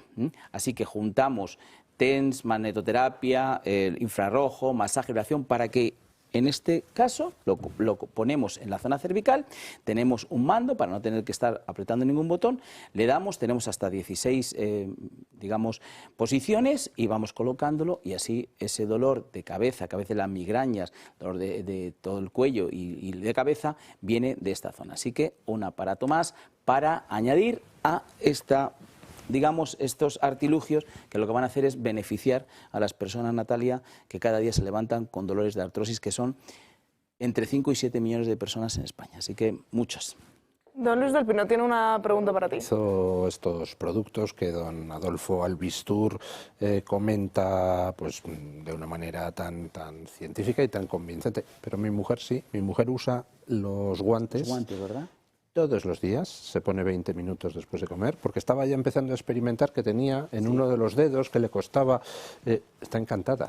O sea, doy fe de ello. Me alegro mucho, porque además es que ha hecho muy bien tu mujer, porque lo que hay que intentar es cuanto antes mejor, es decir, ya en el momento que empieza, porque la artrosis no va a parar, porque claro, es una degeneración y lo que ocurre normalmente es que como te duele, intentas hacer menos cosas, ¿no? Entonces, claro, mueves menos y al final va más. Entonces, habéis hecho muy bien, y sí, el guante que empezamos con él es una maravilla, porque es que además estás en casa, puedes estar con él. Se lo pone ahí 20 minutos y dice, aquí estoy, que si la vibración, que si el calorcito. Y es muy importante, y dice, lo que está diciendo es básico, porque además los que lo tenéis, por favor, ser constantes. No cuesta nada, además ahora con el frío te los pones. No, es que lo que ella dice, o sea, no le cuesta ser constante, dice, es que es placentero, me lo pongo después de comer y estoy tranquila viendo la tele con mi guante aquí en las manos y tal, o sea que vamos, está encantada. Muy bien, me alegro muchísimo, Adolfo, recuérdanos el número de teléfono, cómo se pueden poner en contacto. Sí, pues mira, ahí tenéis un teléfono que es ese 900-730-122, lo que os pedimos es que nos llaméis, hay unas personas de veras, no es que trabajen conmigo, pero es que son así, son muy agradables, y como vosotros también lo sois, pues es un placer atenderos, nos decís cuál es vuestro problema, buscamos la solución. Además ya sabéis que si nos fuera bien se puede volver sin ningún problema, o si no fuera vuestras expectativas, no hay pero por favor probarlo, porque si empezáis a tener artrosis, si tenéis dolores o tenéis mucho, evidentemente hay una solución sencilla y cómoda que tenéis ahí en ese 900-730-122. Y además, como por fin es viernes, tenemos mañana una cita importante. Mañana tenemos la cita con Historia de Nuestros Médicos. Mira, mañana tenemos una doctora que es ginecóloga oncológica. Ella se llama Alexandra Enríquez y además nos va a presentar un libro que está muy bien, que se llama Ser Mujer, donde estudia, está explicándonos todas las etapas de la mujer, desde que eres adolescente, por ejemplo, habla, que a mí me afecta con mis hijas el dolor de regla, por ejemplo, qué es lo que hay detrás de todo esto, o sea, cosas muy interesantes que vamos a hablar con ella, así que es a las 9:30 mañana lo tenéis, antes de Más se perdió en Cuba, y luego lo repetimos el domingo después de la misa, así que os invito a que veáis Historia de Nuestros Médicos. Pues importante esa cita mañana a partir de las 9:30 con Historia de Nuestros Médicos. Muchísimas gracias, como siempre, Adolfo. Gracias a ti. Y nosotros hoy aquí en Dando Caña queremos recordar a Gregorio Ordóñez, ya saben, el líder del Partido Popular de Guipúzcoa, que hoy justamente se cumplen 31 años de que fuese asesinado por ETA. Estamos intentando recuperar ese vídeo, vamos a ver si lo conseguimos, porque si no, bueno, antes de continuar, antes de ver ese vídeo, sí que vamos a recordar nosotros aquí en Mesa esa figura, cómo Gregorio Ordóñez fue asesinado, como decíamos, hace más de 3 décadas, pero antes doy la bienvenida a esta mesa a Rodrigo Rato. ¿Qué tal? Muy buenas tardes. Muy buenas tardes, y es un día importante. El asesinato de Gregorio fue un momento terrible, y además se ha ligado mucho y con verdad, a la banda terrorista ETA, pero también hay que ligarlo al tráfico de drogas. Sí. Gregorio estaba denunciando que había una mafia de tráfico de drogas en San Sebastián, con colaboraciones de funcionarios, y después hemos descubierto que ETA tuvo relación con el tráfico de drogas. Entonces, Gregorio no solo fue asesinado por razones políticas, que lo fue, y además hay una película ahora reciente que se llama La Infiltrada, que lo cuenta de manera muy, muy clara, sino que además ahí había un sustrato, mejor dicho, terrible de tráfico de drogas y terrorismo que ha sido menos conocido, ¿no? Julián. Memoria, dignidad y justicia para las víctimas, de igual forma que memoria, dignidad y justicia para las víctimas del accidente de Adamuz. Por aquí, Fernández, que antes te dejaba sin hablar. Esto que acaba de... No, aquello era de Mercosur y era más propio de mi trayectoria profesional, pero bueno, no, tiempo ahora.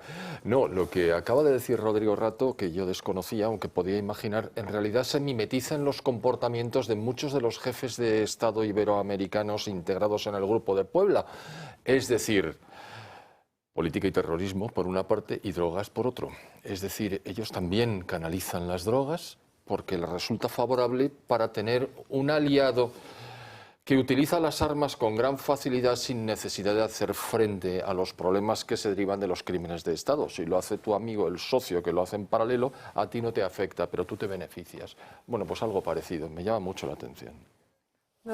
Es terrible. El asesinato de Gregorio Ordóñez fue pues uno de los que más impacto ha causado en la sociedad, junto con el de Fernando Buesa, porque eran dos crímenes enormemente simbólicos. Muchísimos millones, decenas de millones de españoles, cuando asesinaron a Gregorio Ordóñez o a Fernando Buesa, sintieron que se les asesinaba porque eran la representación de todos. Es decir, yo me sentí como si me hubieran asesinado un poco a mí el día de Gregorio Ordóñez. Yo recuerdo haber llorado con el asesinato, igual que lloré cuando mataron al político socialista Fernando Buesa, porque eran asesinatos perfectamente elegidos para decidir, para mandar el mensaje de quién manda. Pero además Gregorio iba a ganar las elecciones, ¿eh? Claro, es que... O sea, a Gregorio lo matan porque es del PP, pero lo matan porque iba a ser alcalde de San Sebastián e iba a desmontar el negocio del tráfico de drogas.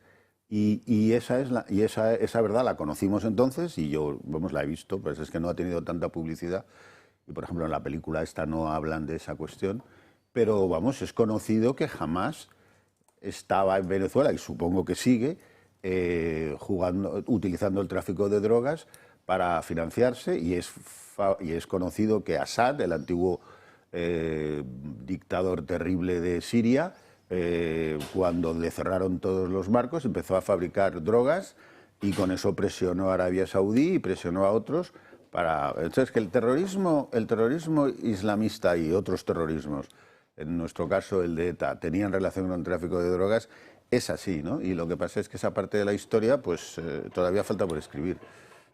¿Qué polémica está ocurriendo entre, no sé si sois conscientes de la polémica entre la hermana de Gregorio Ordóñez e Isabel Díaz Ayuso? No, yo no. Pues la propia hermana Consuelo Ordóñez, a raíz de un tuit que publicaba Isabel Díaz Ayuso, que había asistido a ese homenaje al propio hermano fallecido, aseguraba Consuelo Ordóñez que sufrió el dolor de la izquierda Abertzale y ahora está sufriendo con mucha más crueldad el vuestro, haciendo alusión a Isabel Díaz Ayuso y al Partido Popular, el de la derecha Abertzale. ¿A qué se puede deber este cruce de acusaciones? No quiero hablar sobre Consuelo Ordóñez porque, bueno, es una víctima del terrorismo, pero hace mucho tiempo que a mí me parece que su postura es un poco incomprensible. en el sentido siguiente. Es alguien que evidentemente sufrió mucho con el asesinato de su hermano. Es alguien que evidentemente tiene un enorme resquemor contra el Partido Popular, que cuando llega Rajoy con mayoría absoluta no para la negociación con ETA ni hace nada para esclarecer muchos crímenes etarras. Hasta ahí la puedo entender, ese resquemor hacia el Partido Popular. Lo que pasa es que luego lo que yo veo desde fuera es que vuelca mucha ira hacia el Partido Popular y, sin embargo, hacia el Partido Socialista ninguna. Y eso me chirría muchísimo y no me gusta y me da mucha pena la postura actual en la que está Consuelo Ordóñez, porque me parece una postura radicalmente injusta. Comprendo que pueda tener resquemor hacia el Partido Popular, pero que al Partido Socialista le trate con guante blanco, no lo entiendo. Pues vamos a intentar recuperar ese pequeño homenaje que teníamos preparado para Gregorio Ordóñez aquí desde Dando Caña, pero vamos a seguir avanzando en más temas, como por ejemplo el tema de la ocupación, un tema que si decíamos que nos preocupa y mucho la vivienda, la ocupación pues va prácticamente de la mano, y es que a falta de conocer los datos de 2025, solamente en 2024 se presentaron más de 16.000 denuncias por este tema. Sin duda una preocupación que lejos de ir disminuyendo, lejos de que el gobierno preste ayuda a los propietarios, pues más bien les está dando la espalda. María Vallejo, muy buenas tardes, cuéntanos esta problemática. Muy buenas tardes, Natalia. Pues como hemos denunciado aquí otras veces, el acceso a la vivienda sigue siendo uno de esos principales problemas en nuestro país. Pero dentro de esos problemas hay dos vertientes, porque ya no es solo el elevado precio de los alquileres, sino los ocupas. Según un informe reciente de Idealista, el 3% de los anuncios de venta en esta plataforma son, atención, viviendas ocupadas. Una cifra que ha ido aumentando en estos últimos meses y que se podría aumentar todavía más en los siguientes. Según este mismo estudio, las capitales más afectadas son Barcelona, Madrid y Sevilla. Sin embargo, no son estas las que llaman la atención, sino Soria, porque allí los ocupas parece que no llegan. 0 viviendas ocupadas en venta en esa ciudad. Un dato bastante sorprendente teniendo en cuenta que España tiene el puesto número 22 de los 37 países analizados en este índice internacional de derechos de la propiedad. Muchísimas gracias, María Fernández. ¿Nos tenemos que preocupar o no por el tema de la ocupación? Nos tenemos que preocupar por la ocupación porque supone un atentado directo y brutal al derecho de propiedad, por una parte. Y la preocupación será mayor porque, en última instancia, este fenómeno que podía haber sido combatido con eficacia desde el primer momento, está siendo de facto estimulado, patrocinado, apoyado desde las instituciones que dependen del gobierno, que dependen de los partidos que integran el gobierno. Dicho de otra manera, los ocupas me van a votar a mí, que haya cuantos más ocupas mejor, y el propietario que se fastidie. Yo recuerdo, y ya con esto termino, un refrán que conocí por primera vez hace casi 50 años, que es de orden agrario y que si en este caso se hubiera aplicado con rotundidad, el problema no existiría. ¿Que cuál es el refrán? Donde se cae la burra, se le dan los palos. Julián. Bueno, balance de 8 años de gobierno de Pedro Sánchez en materia de vivienda. La oferta de alquiler ha caído un 30%, los precios del alquiler han subido un 52% y los precios de compra han subido un 53%. ¿Qué lectura nos da esto? Que cuando el Estado se mete a ingerir en las libertades individuales y en la oferta de bienes y servicios, normalmente produce el efecto contrario a lo que pretende. ¿Por qué lo digo? Porque si se dan cuenta, el Estado nunca se ha metido a regular, por ejemplo, el precio de los televisores, de la ropa o de los coches, y se ha mantenido estable en el tiempo. Cuando el Estado se ha metido a regular el precio de la educación, de la sanidad y la vivienda, todo se ha disparado y hemos salido perjudicados todos. Un balance, la verdad que no sé en qué momento tienen un Ministerio de Vivienda donde sus políticas de vivienda que intentan implantar en España ya se han visto fracasadas en Viena, en Berlín, por ejemplo, con la intervención de los precios del alquiler, y además en un sitio donde no se puede, donde hay terreno de sobra, pero no dejan por pura voluntad política construir vivienda, porque el suelo está secuestrado por los ayuntamientos. Y entonces hay que ir hacia un modelo de liberar suelo, porque está secuestrado, a un modelo donde se facilite la promoción de vivienda a través de reducir las cargas impositivas en la promoción inmobiliaria, que hoy alcanzan un 30% del precio. El precio de construir una vivienda, el 30% son impuestos que paga el constructor y que por supuesto repercute al comprador. Y el comprador, cuando ya le viene la vivienda que va a comprar dopada en precio por la injerencia del Estado, además tiene que pagar todos los impuestos autonómicos o del Estado central que implica la compra de la vivienda. Un dato que les doy. Las comunidades autónomas hacen caja con la crisis de vivienda. Han recaudado 12.900 millones de euros con los impuestos relacionados a la vivienda. Una verdadera barbaridad. Don Luis del Pino. Vamos a ver, en el caso de la ocupación tenemos varios problemas sumados. Por un lado, tenemos un grave problema de ocupación delincuencial. Es decir, gente que directamente entra en las casas de otros e incluso ya hemos visto cómo se ha desarrollado todo un sector económico de la ocupación delincuencial y gente que se anuncia por redes y ofrece habitaciones en casas ocupadas, ofrece alquilar habitaciones de casas que todavía no se han ocupado pero que van a ser ocupadas en breve. Es decir, estamos ante una auténtica mafia de la ocupación y de nuevo el gobierno no hace nada. Y a eso se suma otra ocupación que es la inquiocupación, que no es lo de dar una patada a la puerta y entrar en una casa que está vacía, no, sino un tío que coge, tiene un alquiler y dice, pues a partir de mañana no pago. Bien porque efectivamente se trata de una persona vulnerable y no puede, bien porque es alguien que dice, hombre, como aquí resulta que si te declaras vulnerable no te pueden echar, pues ya está, no pago. Entonces se ha desarrollado una segunda actividad delincuencial en paralelo a la primera y en estos momentos eso redunda en que pues no salgan casas al mercado, porque el que tiene una casa en alquiler dice, si me la ocupa alguien que luego dice que es inquiocupa y que no me paga, pues me tengo que comer yo el gasto, con lo cual o bien saca la casa a precios exorbitantes para que al menos el riesgo le compense, o bien exige unas garantías enormes a la gente para alquilarle, y luego por otro lado, pues claro, los inversores inmobiliarios dicen, yo que voy a construir aquí casas para que luego al final resulta que me llegan 3 tíos y me ocupan el edificio, pues no invierto en esto, no hay seguridad jurídica y resulta que estamos todos pagando, unos porque compramos las casas más caras o alquilamos más caro y otros porque tienen una propiedad y no la pueden sacar rentabilidad. Rodrigo, yo estoy un poco rebelde y no estoy dejando tiempo a que varios tertulianos hablen sobre ciertos temas. Te toca a ti porque manda la publicidad y nos vamos a ir a la última pausa publicitaria y a la vuelta seguimos hablando ya sí que sí del apartado internacional. La 1:30 y nos vamos en directo hasta la Puebla de Alcindén, en Zaragoza, porque allí está hablando ahora mismo Santiago Abascal dentro de esa campaña o pre-campaña electoral. Al campo, certificando o expidiendo el certificado de defunción de la agricultura y de la ganadería en España. Hoy están los tractores por todo Aragón protestando contra Mercosur, que es lo que traen el Partido Popular y el Partido Socialista de Bruselas. El Partido Popular lo firma allí y luego aquí hace como que no. Pero todos los agricultores con los que estoy hablando saben que el señor Feijóo miente, porque saben lo que ha ocurrido con el Pacto Verde y lo que ahora llega con Mercosur, la competencia desleal y el fin de sus explotaciones agrícolas y ganaderas. Esa es la realidad, eso es lo que ha venido de Bruselas, donde juntos han traído la inmigración masiva, juntos han traído la ruina para la industria y para el campo y juntos traen políticas contra la libertad y en favor de ideologías liberticidas como la de género. Y esto tiene que cambiar de rumbo.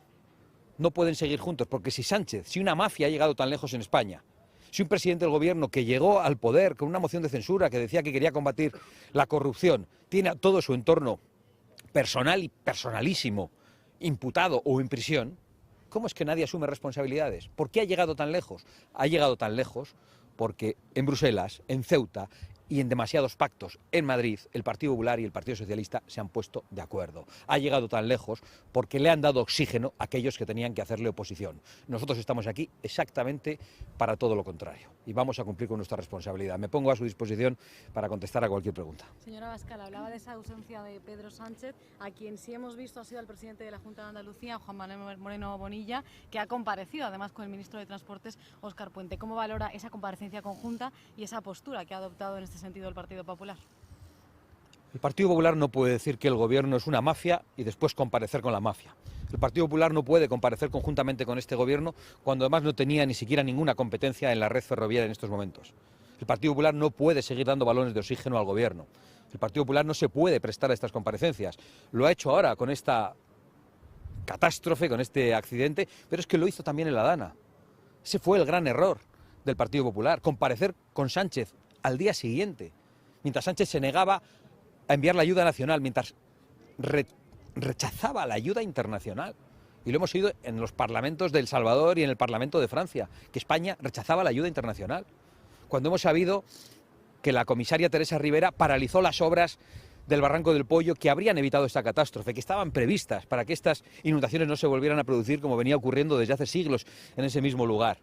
Todo lo solucionan hablando del cambio climático. Y allí compareció el Partido Popular de la Comunidad Valenciana en ese momento con el señor Sánchez y se dio cuenta de que podía echarles la culpa. Y aquí lo mismo, que solo esas comparecencias solo sirven para que Sánchez se vuelva a ir de rositas en una catástrofe que no tenía que haber ocurrido, que se podía evitar y que se ha producido en una institución, en un ministerio cuyo anterior ministro está en prisión.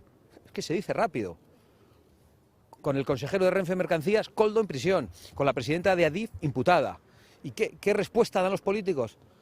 Vamos a hacer unos días de luto, vamos a hacer un funeral de Estado. No, la gente quiere despedir a sus familiares sin ver a los políticos por medio.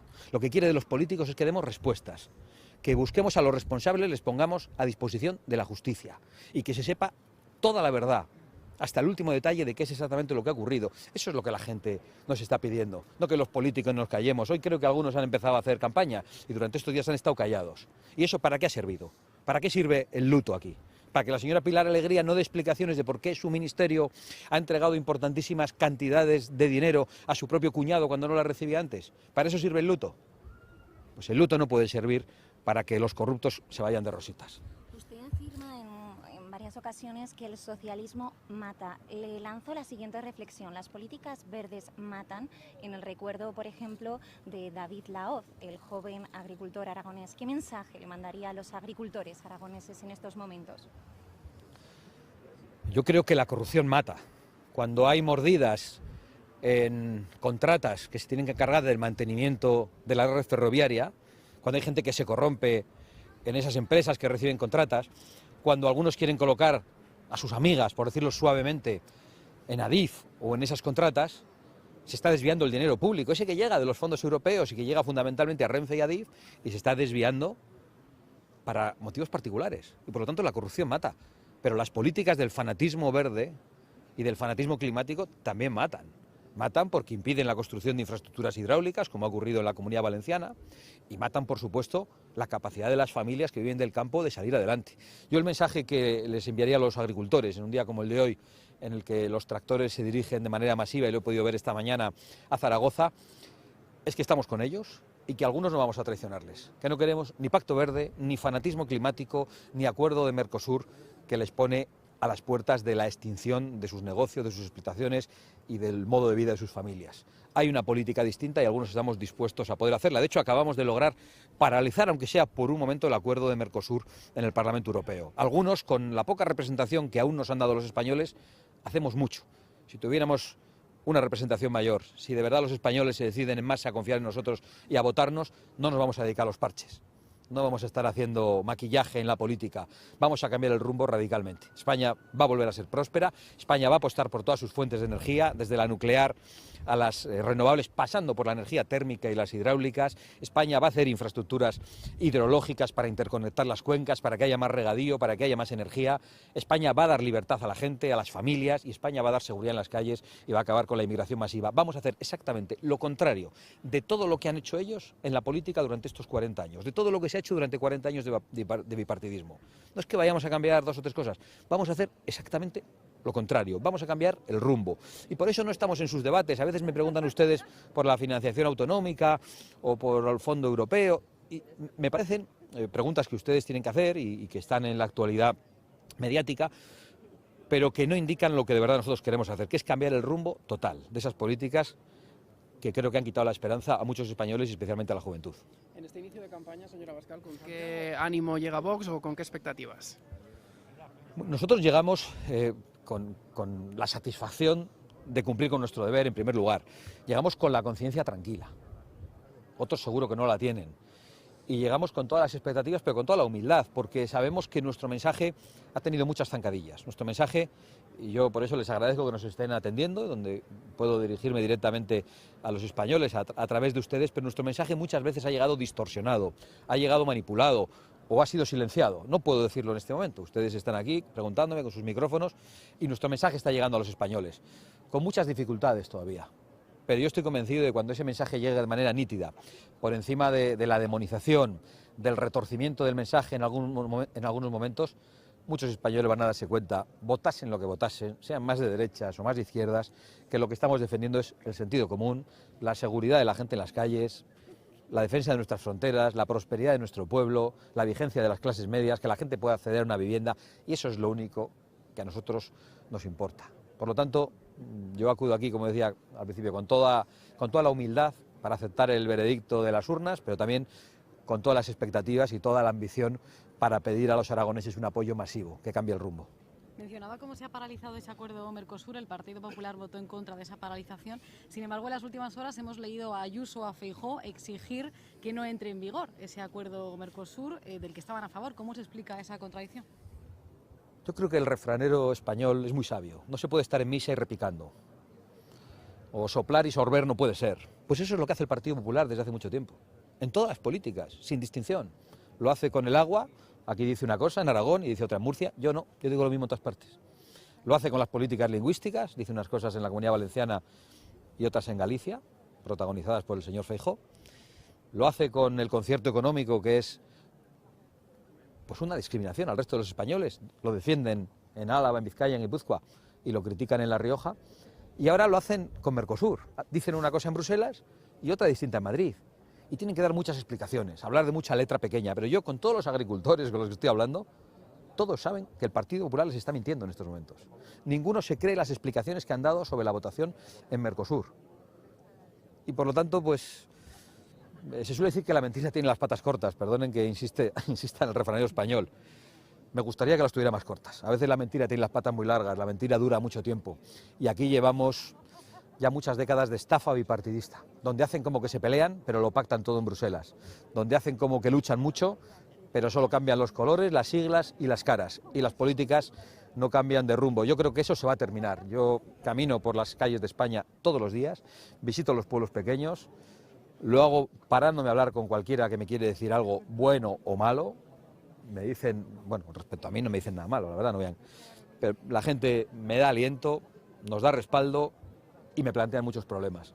Y yo detecto que hay un gran cambio en España, que no se había producido hasta ahora. Hay un deseo de cambio que no es una cosa artificial de una movilización en una plaza de Madrid que puede montar la izquierda y luego bautizar un día como el no sé qué M o el no sé qué S o como quieran. No, esto es algo distinto. Esto está en todos los pueblos de España. Pequeños, grandes, medianos, está en el campo, está en la ciudad, está en las factorías de trabajo, está en las universidades, está en los centros de bachillerato, está en todas partes. Este cambio va a llegar y cuanto más se resistan, peor, porque van a tener más responsabilidades y nosotros vamos a hacer que paguen esas responsabilidades. El otro día hablaba de la desconfianza que tenemos de que las cuentas del Estado sean reales. Cuando lleguemos y lo descubramos, no vamos a hacer pelillos a la mar. Al que haya falseado las cuentas del Estado, le vamos a sentar en el banquillo y va a pagar. Aquí no va a pasar como pasaba hasta ahora, que llegaban unos con el terrorismo de Estado, con la corrupción, y llegaban los otros y miraban para otro lado. Aquí se va a pagar la que se haga. Ya está bien de que el bipartidismo no asuma responsabilidades por todas sus traiciones, por todos sus crímenes, por todas sus mentiras y por toda su incapacidad y su incompetencia, que ha destruido las clases medias en España. Porque ahora parece que Sánchez tiene muchas responsabilidades en materia de vivienda, y las tiene. Pero las tienen todos, porque hace 40 años los españoles accedían a una vivienda y todas las políticas fiscales, urbanísticas y medioambientales, junto a otras, han hecho imposible que hoy la vivienda, que es un bien de primera necesidad, sea algo alcanzable para los más jóvenes y para las familias. Y yo creo que esa es la realidad, y perdonen que me extienda en las respuestas, pero... Vox pide la dimisión del ministro de Transportes, Óscar Puente, y han registrado para que se realice una auditoría a través del Congreso de los Diputados. ¿Piensan que se van a sumar, que van a lograr la mayoría de todas las formaciones, salvo la del socialismo? No lo creo, realmente. Nosotros pedimos la dimisión de Óscar Puente y pedimos la dimisión de Pedro Sánchez. Llevamos pidiéndola hace mucho tiempo. Queremos que entregue el pasaporte al juez. Queremos que se ponga a disposición de la justicia, que asuma responsabilidades. Sánchez no convoca elecciones porque sabe que lo siguiente que tiene es el banquillo. Sánchez no convoca elecciones porque sabe que lo que el CIS dice es mentira. Si fuera verdad, las elecciones estarían convocadas hoy mismo. Y yo pido la dimisión de todo el gobierno, pero no la dimisión para que se vayan a su casa, la dimisión para que asuman responsabilidades. No creo que recibamos el apoyo mayoritario del resto de fuerzas políticas, porque el resto de fuerzas políticas, la mayoría parlamentaria que hoy sostiene al gobierno, está sustentada en partidos que son enemigos de España, en partidos que quieren que a España le vaya mal, en partidos separatistas, que quieren destruir la nación, en partidos comunistas que quieren destruir la libertad y la propiedad de la gente. Y por lo tanto, necesitan a Pedro Sánchez en el poder. No me quieren a mí, quieren a Pedro Sánchez. Y van a hacer todo lo posible para que Pedro Sánchez aguante. Porque un Pedro Sánchez débil como el que tenemos en estos momentos, y que es una catástrofe para las instituciones y para cualquier servicio público, es una garantía para los enemigos de España. Porque cada vez que Pedro Sánchez se debilita, ellos pueden pedir algo más. Y Pedro Sánchez entrega lo que es de todos. Lo hace con los separatistas permanentemente. Va comprando un minuto más en el poder, entregando lo que no es del Partido Socialista, lo que nos corresponde a todos. Por lo tanto, yo no tengo ninguna esperanza en que toda esa banda que sostiene a Sánchez rectifique, pero el pueblo les va a hacer rectificar. Yo creo que la paciencia de los pueblos tiene un límite y se va a expresar con toda contundencia en cada elección que se convoque a partir de ahora. Muchas gracias. Buenos días a todos, muy amables.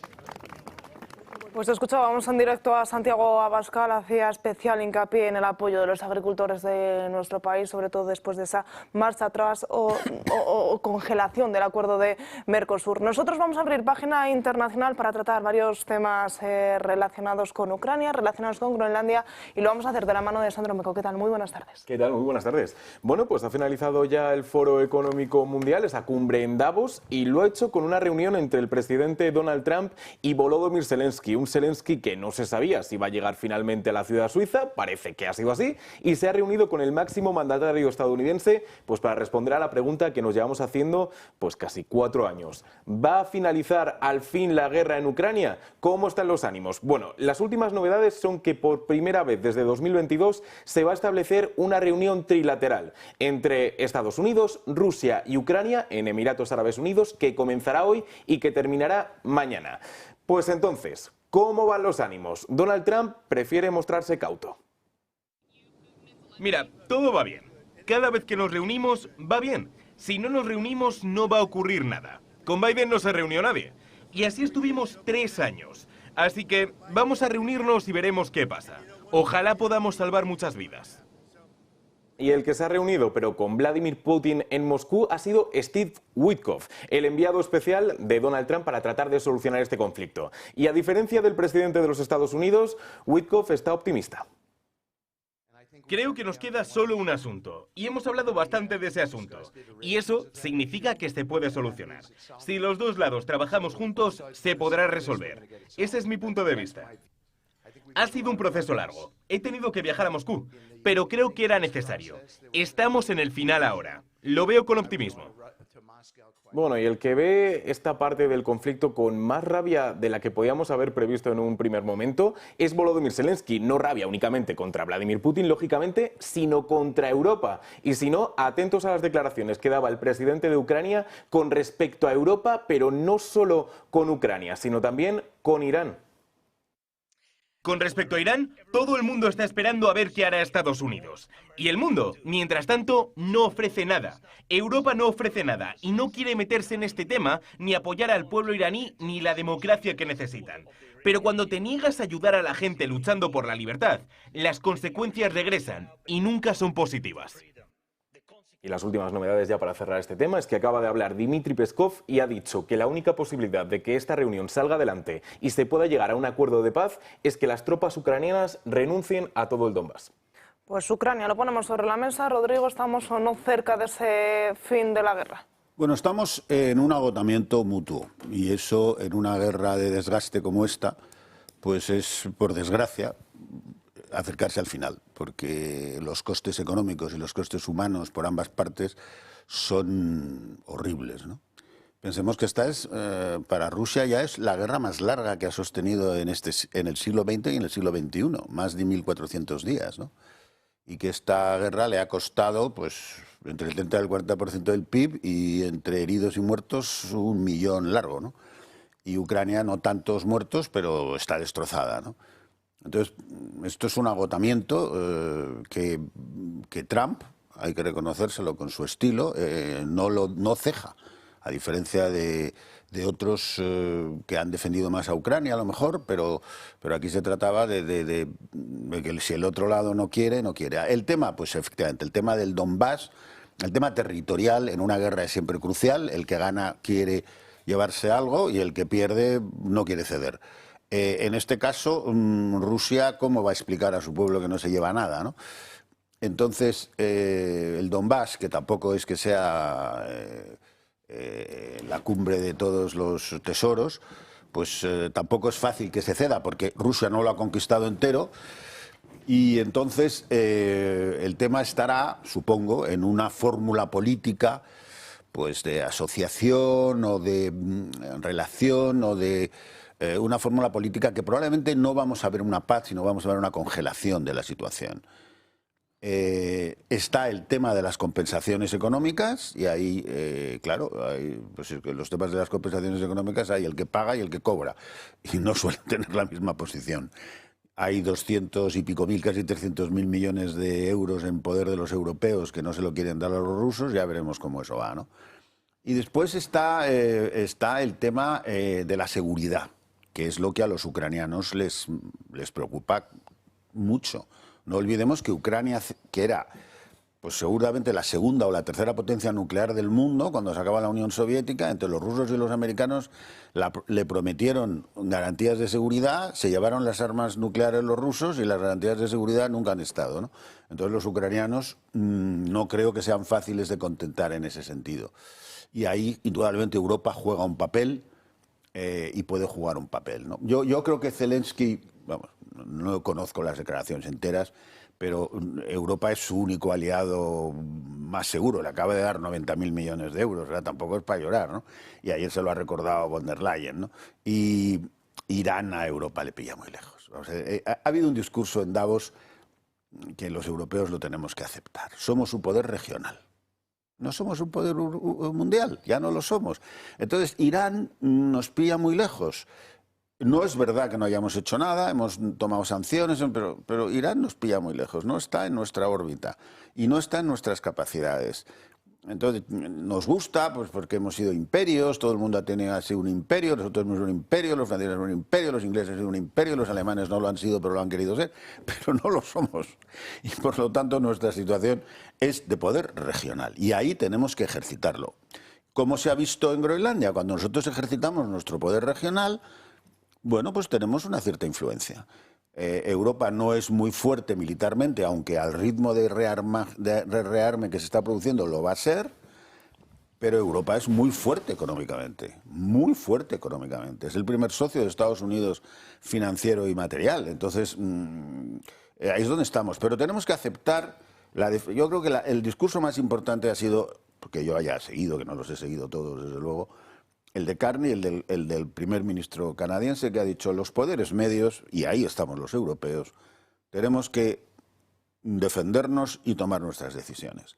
Decisiones muy complicadas, como por ejemplo es el acuerdo de Mercosur, porque claro, tenemos unas reglas fitosanitarias y climáticas y energéticas que no las tiene nadie en el mundo. Y entonces, pues claro, las cuentas no salen. Pero no es culpa de Mercosur, es culpa de que nosotros estamos arruinando a nuestros propios productores, no solo del campo, pero desde luego del campo. Y las salvaguardas que promete la Unión Europea dentro de 5 años, todos muertos, porque claro, el señor que le meten ahora a unos productos competitivos. El otro día salió una noticia que nos tiene que, no alarmar, pero que se va a producir más aceite en Túnez que en Italia. Bueno, pues los tunecinos han puesto las pilas, ¿no? Entonces, vivimos en un mundo distinto y entonces nosotros tenemos que revisar nuestras reglas fitosanitarias que están hechas con unas pretensiones mundiales. Europa iba a marcar las reglas del mundo, todo el mundo iba a adaptarse a lo que dijera Europa, pues tararí que te vino a ti. Yo solo una pequeñísima precisión complementaria a lo que usted ha dicho, que me parece todo perfecto. No es que los tunecinos, los productores de aceite tunecinos, se hayan puesto las pilas, es que la Unión Europea le ha quitado las pilas a los productores italianos, españoles, etcétera, etcétera. Sí, pero además, vamos a ver, me parece bien que Túnez produzca aceites y seguramente es un producto, pero es una muestra de que igual que está pasando con los puertos en el Estrecho, Marruecos se ha convertido en un competidor muy serio de puertos. Bueno, ¿y por qué no lo iba a ser? Pero bueno, eso tendrá que también llamarnos la atención a nosotros, ¿no? Entonces, somos un poder local, regional, mejor dicho, muy poderoso regionalmente, y hay una cosa que falta en el tema de Ucrania. Europa tiene que hablar con Rusia, directamente. O sea, la Unión Europea, aunque sea una conversación mala, aunque acaben tirándose los trastos a la cabeza, pero a nosotros no nos puede representar Estados Unidos en las conversaciones con Rusia, porque no es así y porque no debe ser así. Ferranis. Me ha parecido sensato, equilibrado y razonable, como siempre. El discurso de Rodrigo Rato está muy bien centrado. Como lo tengo aquí, le digo las cosas buenas que pienso. Y como no pienso cosas malas, no las diré ni aquí ni fuera. Pero lo que sí digo es, ¿alguien ha oído hablar en los últimos 15 minutos de la Organización de Naciones Unidas? Que sería en puridad quien tendría que estar intermediando e intentando mantener una paz que se rompió mañana, hará 4 años, como consecuencia de la invasión rusa de Ucrania. No, ¿verdad? Bueno, esa entidad tiene los días contados, por un lado. Por otro, aquí el problema es el de las garantías. Es decir, Rusia se ha saltado a la torera todas sus obligaciones. Por cierto, los ofendiditos del derecho internacional están muy callados ahora. Cierro paréntesis. Porque el derecho internacional se lo cargó Rusia cuando efectuó una operación militar especial que iba a terminar en 24 horas 48. ¿Por qué? Porque estaba integrada por una operación de una columna que venía desde un estado títere, que se llama Bielorrusia, de 70 kilómetros de longitud, utilizando la mecánica del general Guderian en 1939-40, que ya es utilizar, y segundo, un ataque aerotransportado al aeropuerto más importante de Kiev, que falló. Y por lo tanto eso se ha convertido en una guerra, y una guerra terrorífica, y lo ha explicado Rodrigo Rato a la perfección. Vale, ¿y ahora qué garantías le vamos a dar? Porque efectivamente le vamos a dar a Ucrania quien se las pueda dar. Porque aquellas 5.000 ojivas que entregó Ucrania gratis et amore a Rusia fue un error garrafal confiado en que Occidente les iba a apoyar. Occidente no apoya, y la OTAN, en este caso, difícilmente, porque no es un miembro de la OTAN. Y ya termino hablando de la OTAN. ¿Es que de verdad hay alguien que se piense que la OTAN está presionando contra Rusia y esta tiene que defenderse? Los países próximos a Rusia, horrorizados con esa proximidad, hay que ver, tan lejos de Dios y tan cerca de Rusia, parafraseando, se meten en la OTAN porque no pueden defenderse solos. Los últimos dos, pues no son cualquiera. Finlandia y Suecia, tradicionalmente equilibrados y distantes, y que ven que o están en la OTAN o Rusia se los come. Es decir, ¿qué garantías va a dar Estados Unidos y la OTAN para que Ucrania acepte la pérdida de territorio que sobreviene? Pues es muy difícil, porque yo pierdo ahora territorio, pero te aseguro que en un futuro no vas a perder más. Oiga, que esto ya me ha pasado antes, ¿qué más me puede usted ofrecer? Y así está la cosa. Vamos a hablar de otro frente también abierto, el de Groenlandia. Cuéntanos.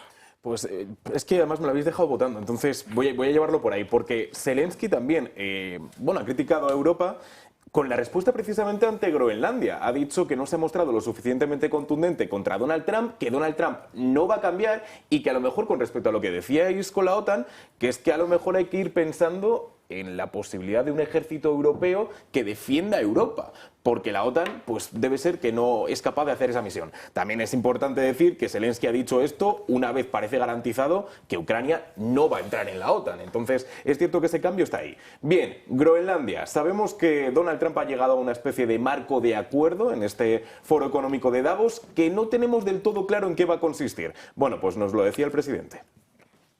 Ha habido una negociación, pero el acuerdo con Groenlandia es para siempre. No hay límite de tiempo. Es para siempre. Se suele hablar de 99 o 50 años. Este es para siempre. Eso se ha hablado. Podemos hacer lo que queramos. Podemos hacer cuestiones militares. Podemos hacer lo que queramos. Y se está negociando. Veremos qué ocurre.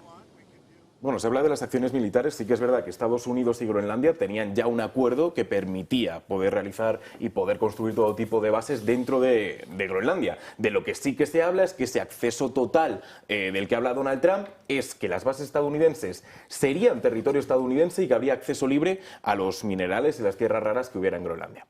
Pues Rodrigo, Groenlandia. Bueno, Groenlandia... hay siempre la sospecha de que todas las acciones internacionales se hacen por motivos domésticos.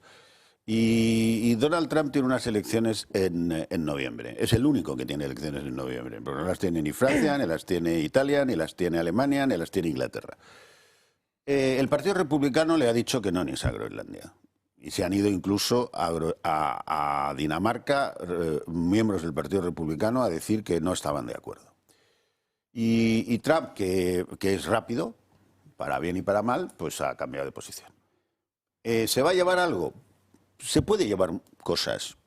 Que los trocitos de bases que ponga van a ser un territorio... Él parece que lo que indica es que va a ser un territorio cedido sin límite de tiempo, lo cual ya eran, porque Estados Unidos llegó a tener 6 bases en Groenlandia y ahora tiene una que tiene 150 soldados. 150 soldados, es que es un cuartel de la Guardia Civil en una ciudad mediana española, ¿no?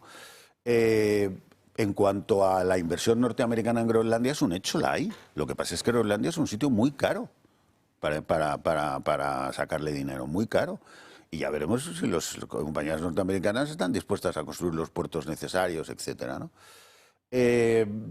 Lo que ha conseguido Trump, que hay que darle su mérito, es que los europeos se hayan despertado y hayan dicho, bueno, Groenlandia va a ser una cuestión de la OTAN, que hasta ahora no lo habían dicho.